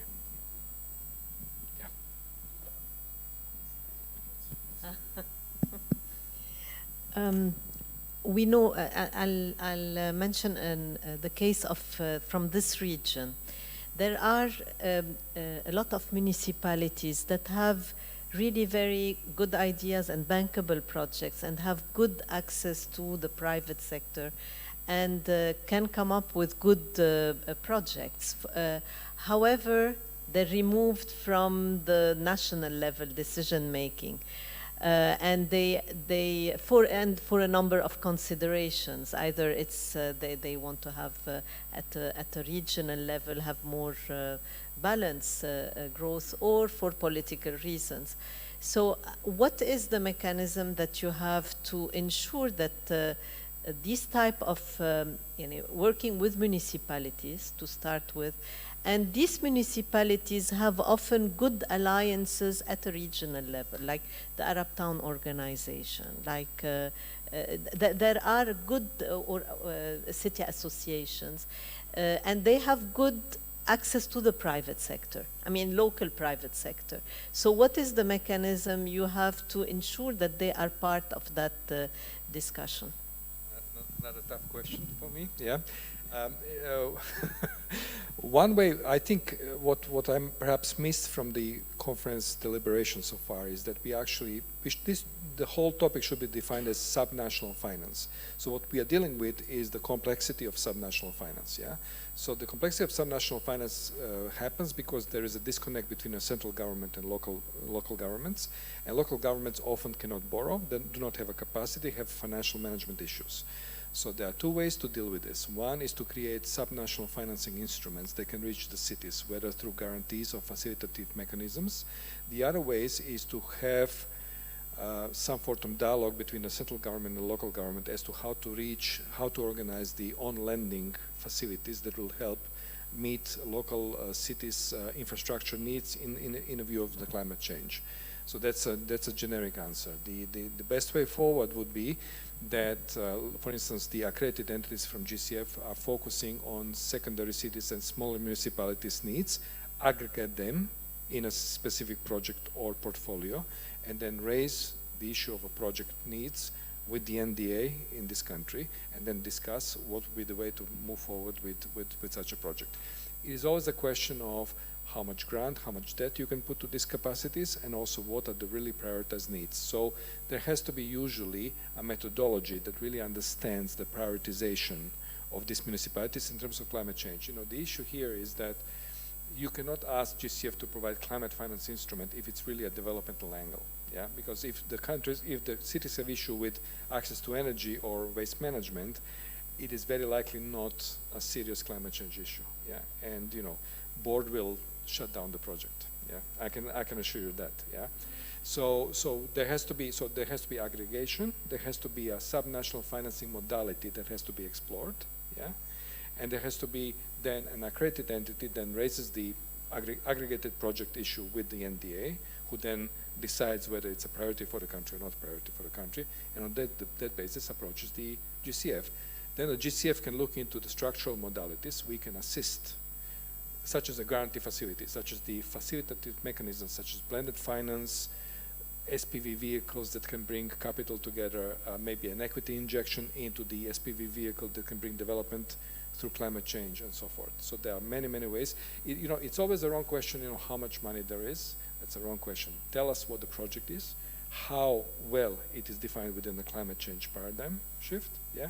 And then we'll tell you what is possible from GCF perspective. So it's both bottom up and top down, but its core issue is the subnational finance. Thank you for saying this. We have a situation and project, maybe you're aware of this, by which we have already 40 very well-written sustainable energy action plans per cities, very done in the whole region, and we're preparing another 100 now. In there, we have the cities who have spent a year or 2 years doing their baseline emission inventories, specifying exactly what other projects are, having them in action fees in 10 pages. We're very aware that we need the climate finance mechanism as a national. Would you facility finance the creation and the setup of this kind of mechanism that will lead to the facilitation of the cities? You see, we came to the conclusion that without the absence of this, without the existing of this mechanism, we cannot go further. And you see, I mean, like, the idea is, without financing the creation of the tools, we are blocking most of the investment to the cities. Again, difficult question, I'll try to answer. One level of support GCF is providing is so-called readiness support. So there's a new budget approved by the GCF board since recently, $122 million for the readiness. Readiness is focusing completely on sectors. So NDA can actually request from GCF a support for the capacity building and better understanding of climate finance instruments for the specific issues of energy access in cities. Excellent. And then you will have, and then readiness support has certain regulations how it is applied, and when it's approved, you actually get the money with other partners to bring climate finance structure and knowledge to the cities so that they know what to do. So that's the first thing. Readiness is probably the first step. Second step is that the board has been juggling with the issue of the direct access and accreditation for cities. And that issue has not been resolved, but I'm quite certain that it's actually moving forward, and then eventually will come to the attention of the board.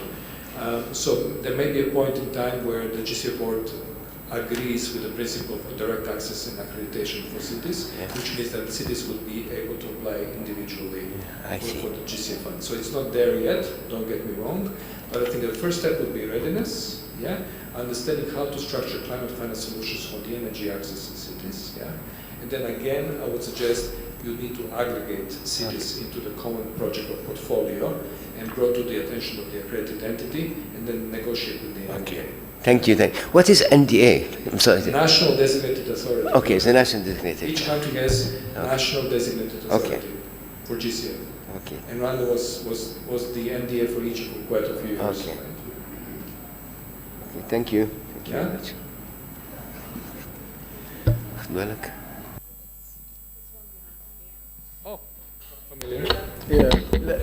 Let me be provocative here. The issue of capacity building has been an issue for over 25, 30 years. And we're still talking about capacity building today. And we have all the UN institutions and everything. And since 25 years, we still talk of no capacity. Second thing is that I've heard the discussions here, and I work in both worlds, in your private sector world and we're not in the private sector world here. We are dealing with climate change, we're dealing with development.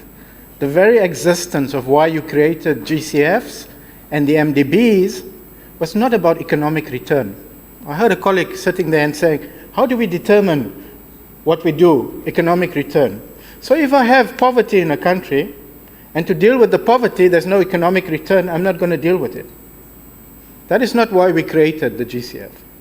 So when you talk about, Mohammed raised the question there, and he said, well, you need all these things in there before the GCF acts. That's not why we created the GCF.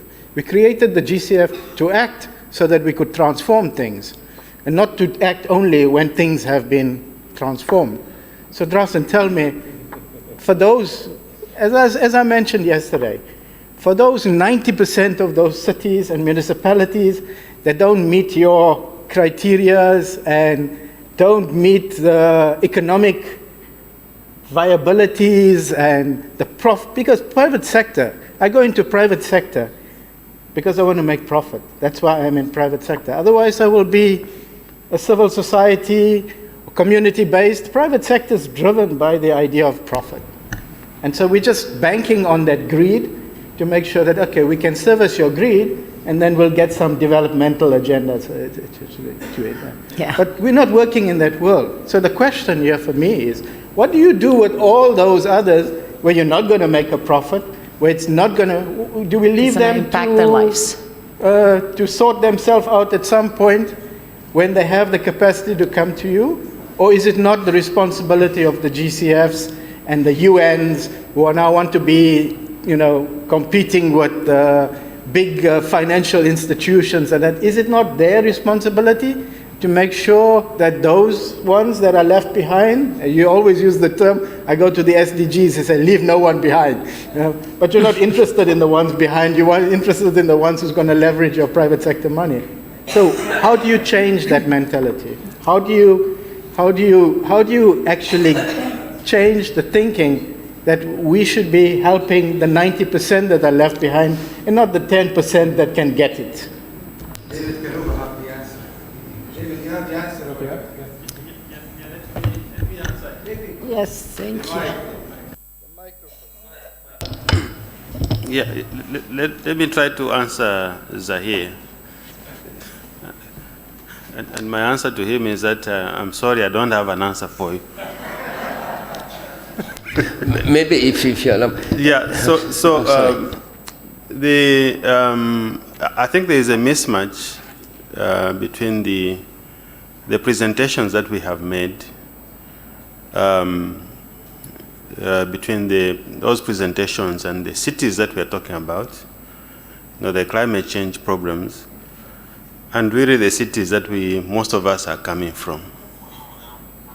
I've thought about all my over 100 cities in the urban places, and I'm trying to fit to identify which one of my over 100 cities really would find this, sort of say, applicable. And I'll explain why. First, we have to deal with the laws or the constitutional aspects of the way our cities are structured, for us to even begin to talk about anything happening in our cities. Interestingly, the examples that we have been learning from are really they're talking about Johannesburg and Cape Town, Brasilia, and Cairo, maybe some cities in which I'm not. Maybe they're bigger cities and have maybe certain peculiarities about them. Our political structures and the centralized model that most of our cities are found, in, just don't allow, so the independence and the ability for them to have if you like, the strength to operate at that level. So it will take, changes. It will take a robust, decentralized model for cities to begin to operate and to be able to engage in the manner that we are presenting this subject. And so we are missing the part of what do we do with the regulatory legal reforms in the country. And that should be the first thing that we should have addressed. Okay? The second thing is to now stress the importance of a decentralization in most of our countries, for us to be able to say, yes, these cities can now make their own decisions. Look, we have national level, we have provincials, setups that just don't allow, cities to operate, if you like, effectively and more efficiently. And we don't have the solutions here in the presentation so far in terms of which model went through that kind of process to be able to the place where they are now something we can learn from. Capacity building, in my view, comes third. Once you have the laws dealt with, you have the decentralization working effectively, politicians are mature enough to understand the need for decentralization, then you can talk about capacity building. But capacity building have to deal with the governance of these cities. Who is going to be dealing with bonds in those local authorities? Who has the capacity? There's no, in the education of local authority staff, these things are not there. So we have to again begin to bring in the consultants and the experts from Europe and everywhere else, for them to build these things in there, and it will take another 5-10 years. Is climate change problem going to wait for that long? No, I don't see that happening. Resource mobilization maybe is your next after you have dealt with capacities. Then they have learned to, and sorry, we are talking about 20 years, 25 years, I don't know how long it will take for us to get there. And I think this is a challenge I have. Excuse me. Thank you for your comment. I just wanted to comment on the capacity building coming third, and I totally agree with you. It's time to challenge with the time. But in one of my slides, when I mentioned we want to cultivate the next expertise in climate change and investment, these will be, at some point, they will be the decision makers and leaders to come up. So you won't need the continuous experts coming in for capacity building, so this can happen in parallel to reform. Now the other part is the politics and how this is heard in priorities and stuff, but in terms of capacity building. And why hasn't it been working in the past 25 years? Again, this is the approach, this is not the involvement and the engagement of organizations and institutions that would produce grads from the climate change and expertise in this field. So this could help, definitely. Thank you. Excuse me, just here. I think, you know, thank you, gentlemen from South Africa, for what you said. We know the cities. We know them very well. And we said it clearly. Your way of financing this does not match the needs of the cities. That's until we do all these reforms, and it's going to take 2 decades, right? And meanwhile, we don't even try to find finance a mechanism to supply this. What we need is little money for septic tanks, for slums, for tuk-tuks, for bicycles, for this. And it's not up to the city to adapt to the system. It's up to you to adapt to the situation of the system. You know, and this is absolutely serious. But please also, do not go around say that we have billions for the cities. And let us work with the cities, have them prepare action plans, no BIs, do the whole spiegel from A to Z with very little resources, and at the end you say, you cannot borrow, you cannot take money. If you are there to invest in a new field of investment that is slightly called climate, okay, fine. Call it an investment, it's a facilitation for big private sector. Don't call it sustainability, don't call it climate change mitigation, don't call it adaptation. I'm sorry to be like this, but this has been doing this for 5 years, and we didn't get 1 penny for one bank, for one city. And this is, seriously, this masquerade should stop. Thank you. Yeah, thank you very much. I thought Zaire question, as the intent of Zaire question was, I think is met here, because he said he wanted his question to be provocative. And I think very well, interestingly, is achieving its goal. First, from my perspective, as my colleague David indicated, sitting through all these presentations for the past day and the second day, what I've come to realize is that some of the examples set, I kind of get lost a little bit. For instance, if you use Sydney, if you use Cairo and use Johannesburg, right, as cities and sea. And then I sit back and try to compare my own city, Monrovia. I'm like thousands and millions of miles, different. I get lost. And so I try to figure out, well, I see that maybe Johannesburg is trying to say we're doing this, we're supposed to move up. The baseline for them, I'm not even close. Where do I start? And so I do agree that when he said the SDGs talk about leaving no one behind, the key question is this huge population of least developed countries and the population and people who don't even, have the structure of a city, reasonable city structure. Where do you begin? Even if you want to leverage private sector, in these areas of society, the private sector doesn't exist or even struggling. Where do you begin? How do you intervene? How does climate finance try to be able to bring these communities on board. Very critical.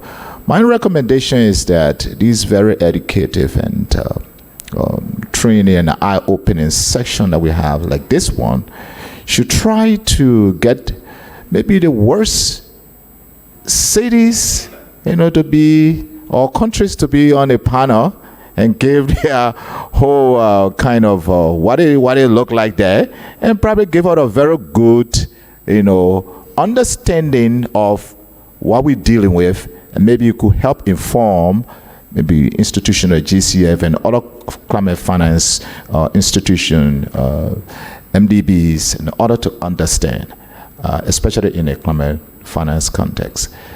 I want to end on the fact that, yes, the Bretton Woods institutions were formed to address developmental need in specific contexts. And so the private sector, with pension funds and other funds set up to meet specific goal, especially for those who are looking at profit. Now, the climate finance mechanism set up specifically as well and uniquely to address certain concern. What is innovation? If we are almost replicating, borrowing sentence and phrase and paragraphs from the Bretton Woods institution and the pensions fund, and just simply pasting them in the climate finance world, is that innovation? Does that help? Thank you.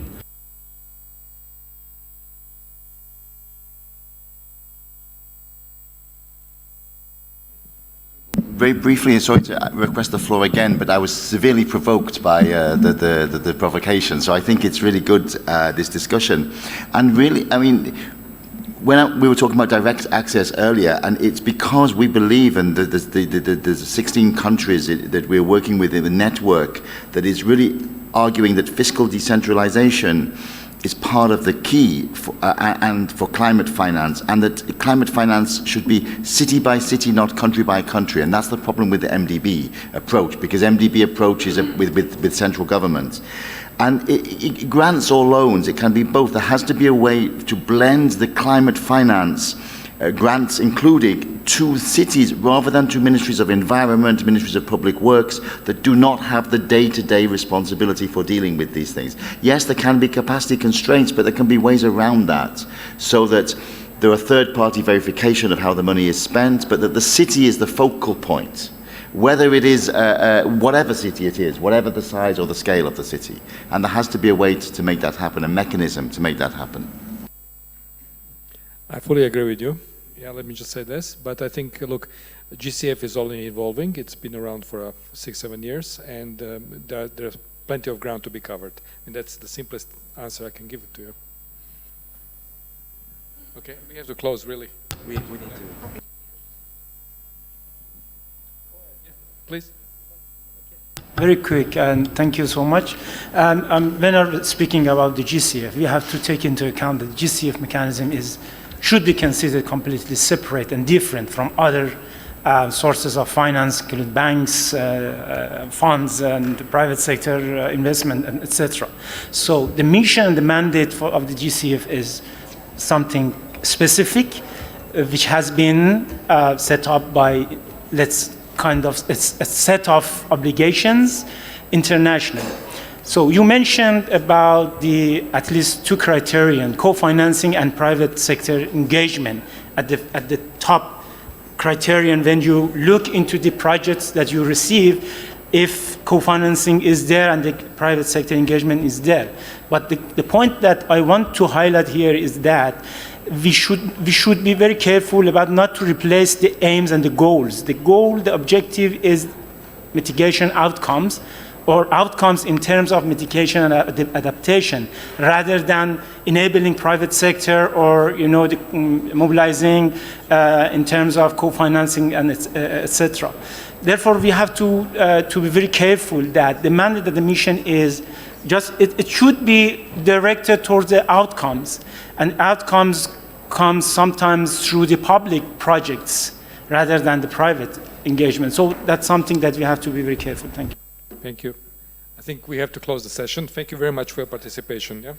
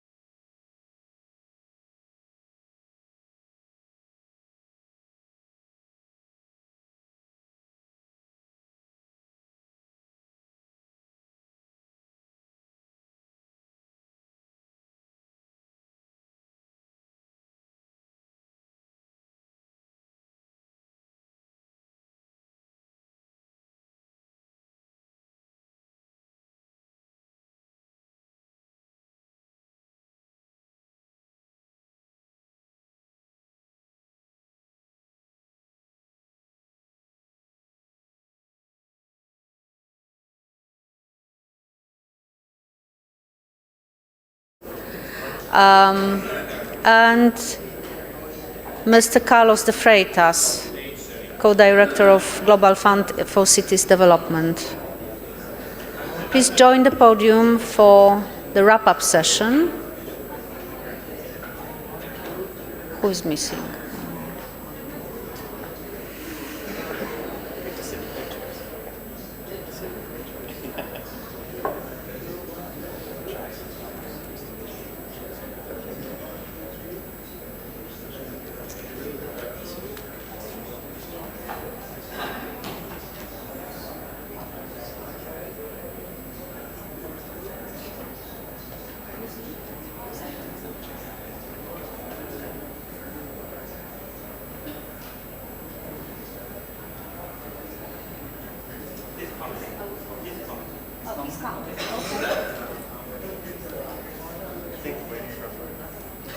So once we have all our co-facilitators on the podium, we can start.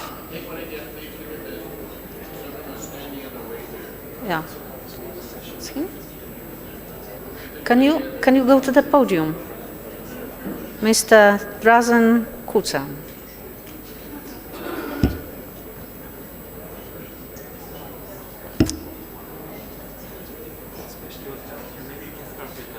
Without him. Okay. Okay. I think that since we don't have everyone, shall I suggest that we start a wrap-up of your session first? Maybe Mr. Wilson, I heard that you had an excellent discussion. We have mics on the tables. So could you please wrap up your session and tell the audience what were the main takeaways from your session?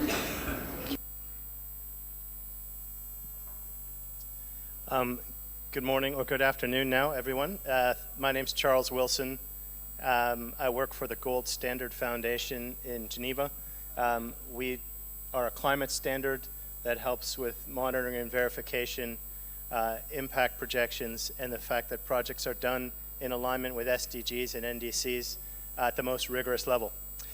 So we provide sort of climate assurance to this conversation, but the forum that I was helping to facilitate along with my colleagues is Mr. Shiga here from Jeff, right there at the back, and Mr. Apia from the city of Accra, he's there, who arrived at 4 a.m. this morning, by the way, so well done. We had a very interactive and lively discussion, and what we were looking for were the bridges and the solutions between the supply side of available finance and those at the city or project level that were looking to avail themselves of that finance. What were some practical ways that those that support could be offered? But I think more importantly, what was the specific side of the bridge that needed to connect with the specific side of the bridge? So we've heard lots about capacity, we've heard lots about coordination, but when we drilled down, which is what we did in our session, what part of capacity specifically are some of the cities facing in accessing climate finance, and what are the suppliers able to provide specifically in relation to that capacity need? So if you look to the board here, these were some of the things that we were talking about in relation to the preparation phase as cities were getting ready to solicit climate finance. And there was conversation about making sure that we had inventories, and not just inventories that work for the climate side, but inventories that work for the cities and are completely aligned with NDCs, SDGs, and the other things that we care about and which are going to be essential for bankable projects. Another point that was raised was the actual indicators and accurate forecasting. That much of this is in the early phase of the project development, but having some capacity and support to really identify what does success look like and how are we going to measure it and how long is it going to take, that level of specificity is essential. And we heard this morning from the plenary group also essential in terms of what they consider to be bankable projects. There was a lot spoken about internal coordination and some specific examples raised of where that's been addressed at cities through working groups, interdepartmental working groups, but also coordination for cities. So amongst metro areas, for example, and between national or subnational bodies and the cities where the work is actually going to happen. And one of the ideas that came out in the session was pooling or aggregating some functions there where it doesn't necessarily need to be localized. So it's not an either-or solution, it was kind of a both and. There's capacity that needs to be built within the city in terms of coordination capacity, but there's also an opportunity to go vertical a little bit and maybe aggregate some of those functions where a city wouldn't naturally be built up to deliver that capacity. I won't go through all the other points, but I would ask for the next slide, if we have one. Right. So our session focused a lot on solutions, and people stepped forward, a lot of solution providers in terms of, oh, we can offer this, oh, we can help with that. And also terrific input from cities themselves. I think we probably heard from 4 or 6 cities in terms of what they were wrestling with and specifically where they had solved one of these problems or addressed one of these issues. And they really, there was a lot of sharing at the end too, at the end of the session. I think it could have gone on much longer. We also pointed out the roles of some of the folks that are at this conference who are solution providers, some of the intermediaries. My organization fills that role, for example. And we sort of help the gears to turn, although we're not necessarily one of the gears. And so there was a discussion about those roles and the solutions that we offered.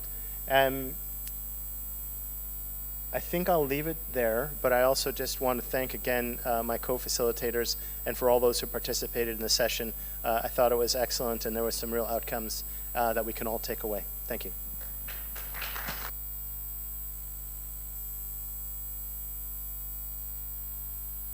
Thank you very much. So now I will ask Mr. Drazen Kucan from Green Climate Fund to tell us about his session. Okay, thank you. It was a very nice, robust session, as usually is when we are discussing access of climate finance for cities.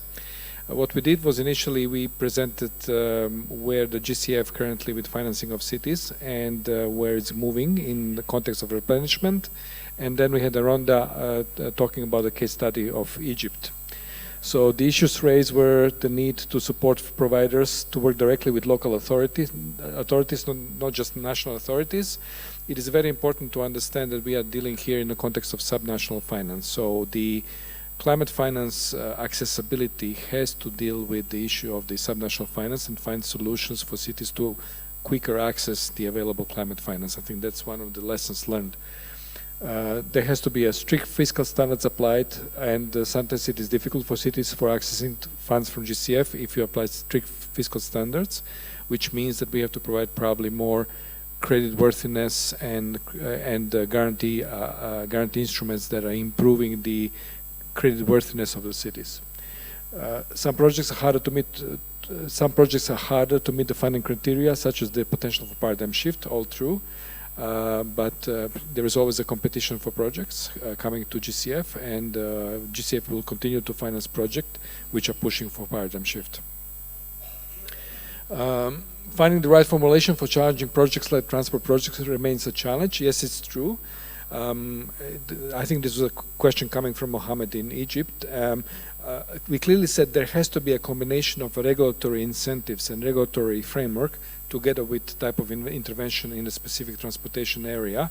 The issue was that how do you marry the small SME providers of minivans with actually a bigger transportation strategy? And the issue is that there has to be a gradual transition towards low carbon and electric mobility, but through the right set of incentives and legal and regulatory framework. Meaning that there has to be potentially a concession mechanism where the minibus drivers can make a certain profit and reinvest in the right set of vehicles and the right set of service that they can provide, together with the government strategy that looks into the transit-oriented development and moving a number of passengers away from the individual vehicles. So that's broadly, directionally, what the answer was. The way the financing mechanism works does not seem to meet the needs of the cities. Well, certainly some needs of some cities are met, certainly needs of some cities are not met, and we continue to evolve as a climate fund, and also the overall global climate financing mechanism is continuing to evolve to meet more and more demand and more needs of the cities. So it's not going to be an easy story, but I mean, we certainly make progress. Best practices, de-risking projects by climate funds like GCF, and then engaging the private sector to upscale. That's the way we currently work. And what are the risk guarantees? As suggested, when dealing with subnational financing challenge, the GCF in future will focus on two areas in cities. It will focus on retrofitting megacities and providing de-risking facilities for megacities, but it will also focus on secondary cities and small cities, helping them to avoid path dependencies. So there'll be a very active focus on secondary cities and smaller cities in developing countries on how to correct their pathway and move away from climate change issues. So it'll be a very, very strong focus of GCF, I can assure you that, and the majority of instruments involved will be concessional financing and guarantee instruments provided to city governments. So we are going to focus on that. Next slide. Challenges and gaps. Lack of subnational financing vehicles, local governments cannot borrow. Well, we talk about it, and we have to continue working finding solutions for it. Complexities involved in subnational level financing, we are aware of it. Capacity constraints at the city level, we are aware of it. There was a very good question from Zahir, which capacity development works, which doesn't, which I didn't fully answer, Zahir, so I'll answer it now. I think it is based on needs assessment, number one, and it is also based on the fact that, you know, once you build a proper capacity, a number of those people who have the knowledge are moving very quickly away to the private sector. In a number of developing countries, once you develop, of course, there are clever people everywhere. Once you develop a local capacity, people who have a good knowledge will move to a higher paid jobs. So it has to be a combination of government effort and international effort, international agencies' effort to first understand the needs assessment, then to tailor-made capacity strategies, and then to work on keeping and maintaining that capacity for some time in a country. Because you will see all of these clever people moving away from low-paying job to high-paying job in the private sector. So I think that's partially an issue as well. How to ensure to leave no one behind? I think that's a question for SDG meeting, not for me, for humble technical expert from GCF to answer. We certainly try. I think the GCF is engaging with national designated authorities in the country, and we certainly try to focus on the holistic needs of each country where GCF is active.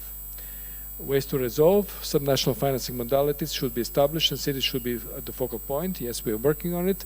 What we said was that in the future, GCF board may eventually consider allowing temporary accreditation for cities to access GCF finance, and that's something it's a work in progress.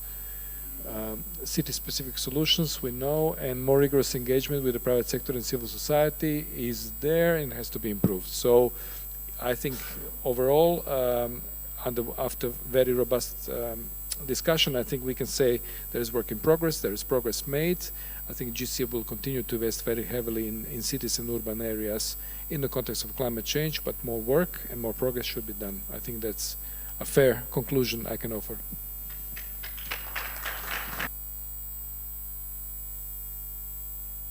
The last working group was on incentives for private sector engagement, and I'd like to ask Mr.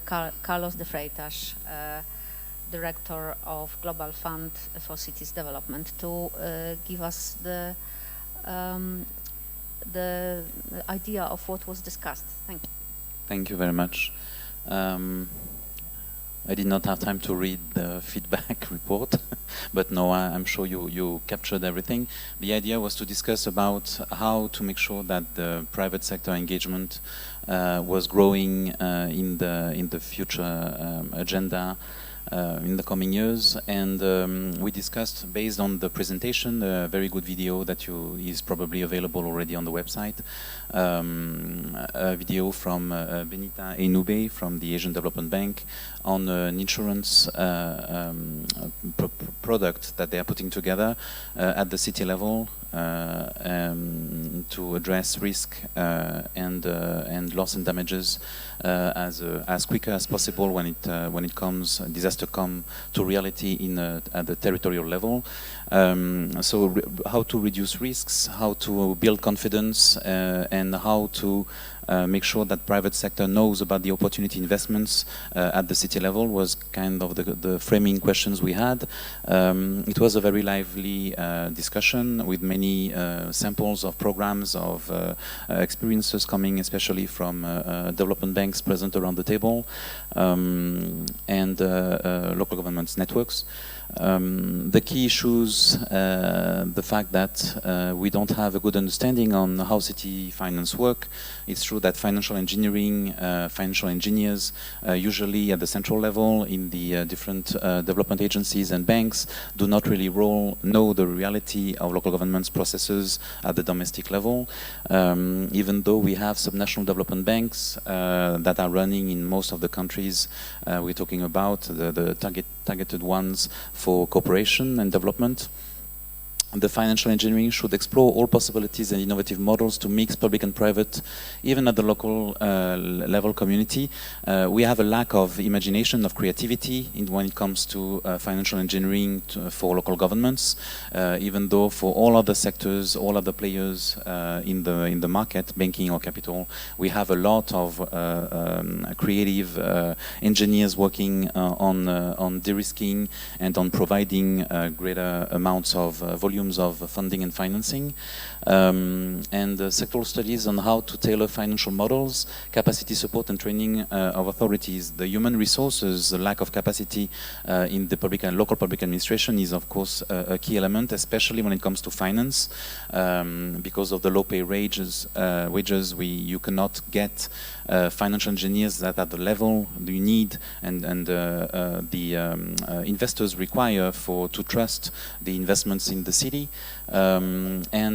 Even though some programs coming from development banks or even central governments work have a real impact and improve the access for climate finance at the local level, we don't mainstream enough the models, the costs that are related to these instruments that are used in order for other countries, other players to reproduce and adapt to their realities. So it's an element, a segment of the development cooperation, international development cooperation work that is absolutely overlooked. Public finance support guarantees enhanced creditworthiness, obviously. Long-term engagement with the private sector, including financial support for them. It's true that when we talk about private sector, when we talk about private investors, you come from the citizen to the major players at the domestic market level. So how to bring them together, how to make sure that they find their right place in the local financing value chain is a key element. Some products, some programs were presented, especially from ERDB, on how you support certain companies based on certain milestones that you want them to integrate in their internal activities or activities in the market to make sure that they get access to larger amounts of funding as incentives.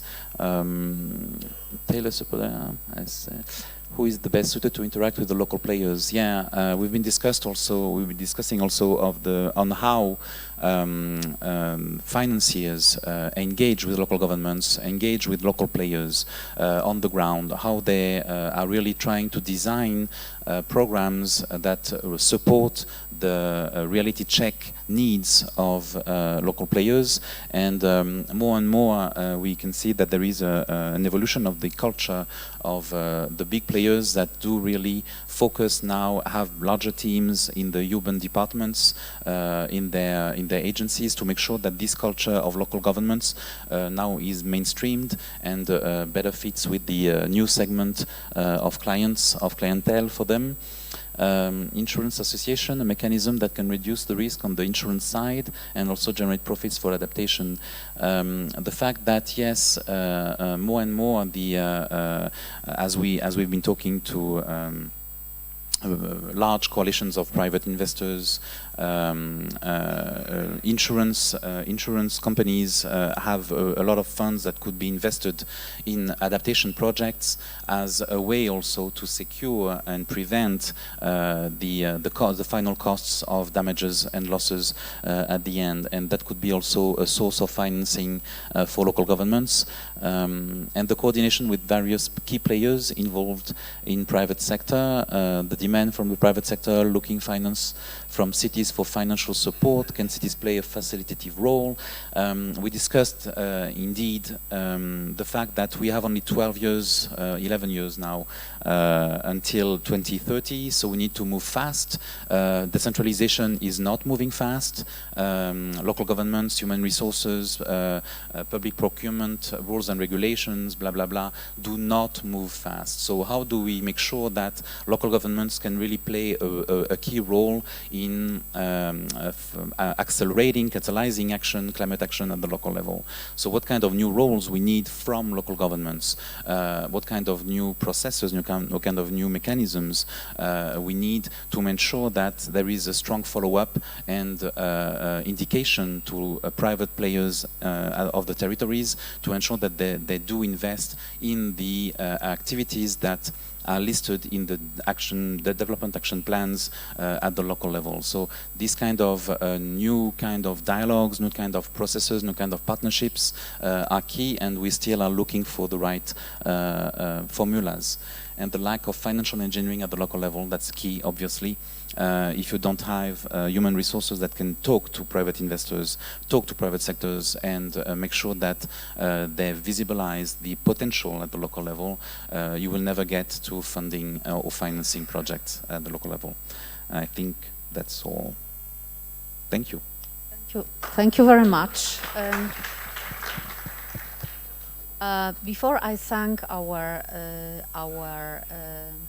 moderators, we have time for 1 or 2 questions still. So if there is anybody that would like to address a question to one of the panelists or all of them, please go ahead. We have time for 1 or 2 questions. Thank you. I would like to ask a question to all of the panelists, and it was something that came up in our panel, in our discussion, but I think it's worth a broader reflection, is that a lot of the discussions in these meetings focus on quite larger, well-known cities.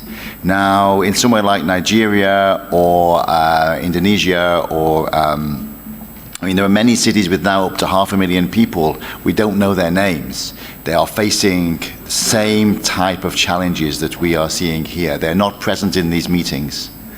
They still depend fundamentally on fiscal transfers, and they are a long way from developing blended finance instruments. And they probably have more people living in them collectively than in the famous Joburgs, Lagoses, etc. So what are we going to do about them?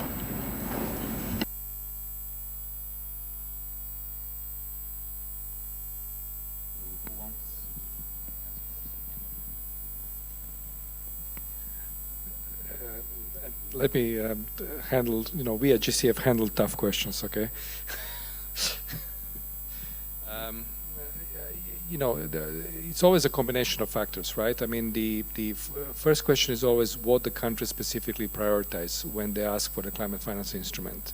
I mean, that's always the first stage, because nobody from us can really start to dictate to country what is a priority nationally or subnationally. So that's the first issue. I'm just telling you what the challenges are, right? So I may know that there is a problem in Nigeria. If Nigerian government, for instance, is not suggesting to GCF that we have to tackle it, we'll never tackle it, because we cannot dictate to country what the priority is and what is not. So that's the first issue. Yeah. So you have really a geopolitical factor there. How do you handle national versus subnational finance complexity, specifically if there is no political support, is a huge enigma. Yeah. Secondly, it's always also a bit of a structuring problem. Yeah. So the question is, in my mind, is number one, what is the right set of technical assistance tools to aggregate and look beyond obvious, yeah, and try to understand how we can reach the needy people, yeah, in terms of assessing their needs and assessing the amount of financing and what instrument and structure of financing has to be employed. And once that is in place, then there has to be, I think, broader discussion and agreement among donors and agencies as to what are the best way forward. So it's certainly not the issue of know-how or understanding what has to be done. It's more a kind of a combination of political and technical push to set up the right instrument at the right time to reach those people. And that will be my 2 cents anyway. It's an excellent question, and I agree with what was just said, that those priorities, etc., need to be determined locally. That was also a big function of our breakout session, a needs assessment that really was almost a community-based needs assessment, and where does climate overlay on top of that. Also, at the risk of being unpopular at a financial conference, I don't think finance is the fundamental issue in your question. That is an enabler that happens later, but something that all 3 of the panelists raised, which I want to put a point on, is the ability to develop a little local capacity and to sustain it for the long term. One of the issues that was raised in our session is that there was a 2-year grant that supported a particular position at a city, so that coordination started to happen. Some of the technical push that was just mentioned was beginning to be facilitated, and the grant headed in that position ended, and it all went south. So did it in Baltimore, where I worked. We had a project when the position funding didn't work, it all went down. And so we really, I think, in order for the finance to begin to flow, to make changes in the sort of cities that you mentioned that may not be the headline banner cities, a lot of that structural support needs to happen first, and then the needs need to come from really from that community. So I'm in agreement with my colleague here. So really quickly? Yeah. Very quickly, because we have another question and we're running out of time, I'm being told. I think it's a very complex issue, but the thing is, there are a lot of domestic players that we need to strengthen. The subnational development banks, Philippe Akoa, who presented this morning, is a key one. I mean, at one point, you have a lot of players that are already doing a lot, but they are not visible from the big shots here, the big development banks, because they're not recommended by the central government when it comes to have a specific partnership with an MDB. There is no trust, or there is other kind of interests at the central government to ensure that certain players are put together to support local governments. So that's one key issue, but basically, we know the answers. It's building up SPVs that support the capacity for a certain amount of local governments that are pulled together to be supported by this SPV. May it be a bond bank or etc. They need to have financial engineers available. It might be a regional agency for development. It can be a metropolitan, larger pooled of activities and strategies. There are a lot of options. The fact is, it's very complex to get them to get the finance that is already existing in the climate finance field, because they are starting very from scratch, or they don't have a track record of having managed some programs and projects. So it's always very complex for them to get the credibility. So it's a question of de-risking and guarantees again. May they be institutional or very pragmatical when there is a public-private engagement in the building up of the SPV. But it's very complex, and you have a lot of solutions. Thank you very much. And I see we have one more question from the committee. So please. Thank you very much, Madam Chair. I have 2 comments. One is that the leitmotif of the private sector is that it assumes risks, and based on assuming risks, it has returns. So this de-risking business can be taken too far. If an investor wants you to assume all of the risk, you're not talking to an investor, but rather a rent seeker. And so I would be wary of that. Second, we've had a lot of discussions here about incentivizing private sector investment. And it's by all lights, private sector equity investment is becoming more and more important in all of climate finance. These discussions have been held, some of them very good, between public and international public officials and some NGO representatives as well. It might be good to invite some investors, and this could be another project of the Standing Committee on Finance in the future, perhaps a forum with actual climate change investors and wannabe potential climate change investors, and to ask them their views on how to incentivize private sector investment. Thank you. Thank you very much. I understand it was a comment, not a question. So I will allow for one last. Yes, please. Just two things. Yes, first, this is what, to add to this very good and comprehensive feedback from Carlos, we had this very remark that private sector should be invited in this kind of forum, and maybe more cities should be invited in this kind of forum, especially medium-sized cities, because for us to better understand the need and coordinate. This is one. And second, you know, Development Bank, we have a lot of projects for small cities, actually. Maybe 50% of our urban portfolio will go for small cities. We don't go for mega cities. Mega cities are too complex for us, and we cannot make much difference. So just wanted to say that there is a lot of work which still needs to be done to involve small cities of 1, 2 million, even less. But this is already in the pipe. We need to do more. But this is something we, as a Development Bank, we can feel we can make a difference compared to a mega city where we are just a drop of water into the pool of investment. Thank you. Thank you very much. I think we've heard a lot about pooling resources and also about just transition, because from my group we've heard a lot about not leaving people behind and doing it in a sustainable way. And I think that there are specific recommendations coming from the work groups that if they wish so, the SCF members could take into account when planning future for us. So I think that we've had a very successful session this morning, and we deserve lunch. So I'd like to thank the panelists, all that participated actively in the discussion and made it lively and well, with a lot of outcomes that we will be able to think about and then continue in future. Thank you very much. Just a few announcements before we leave. First of all, for those of you who have DSA and who still need to get that, please look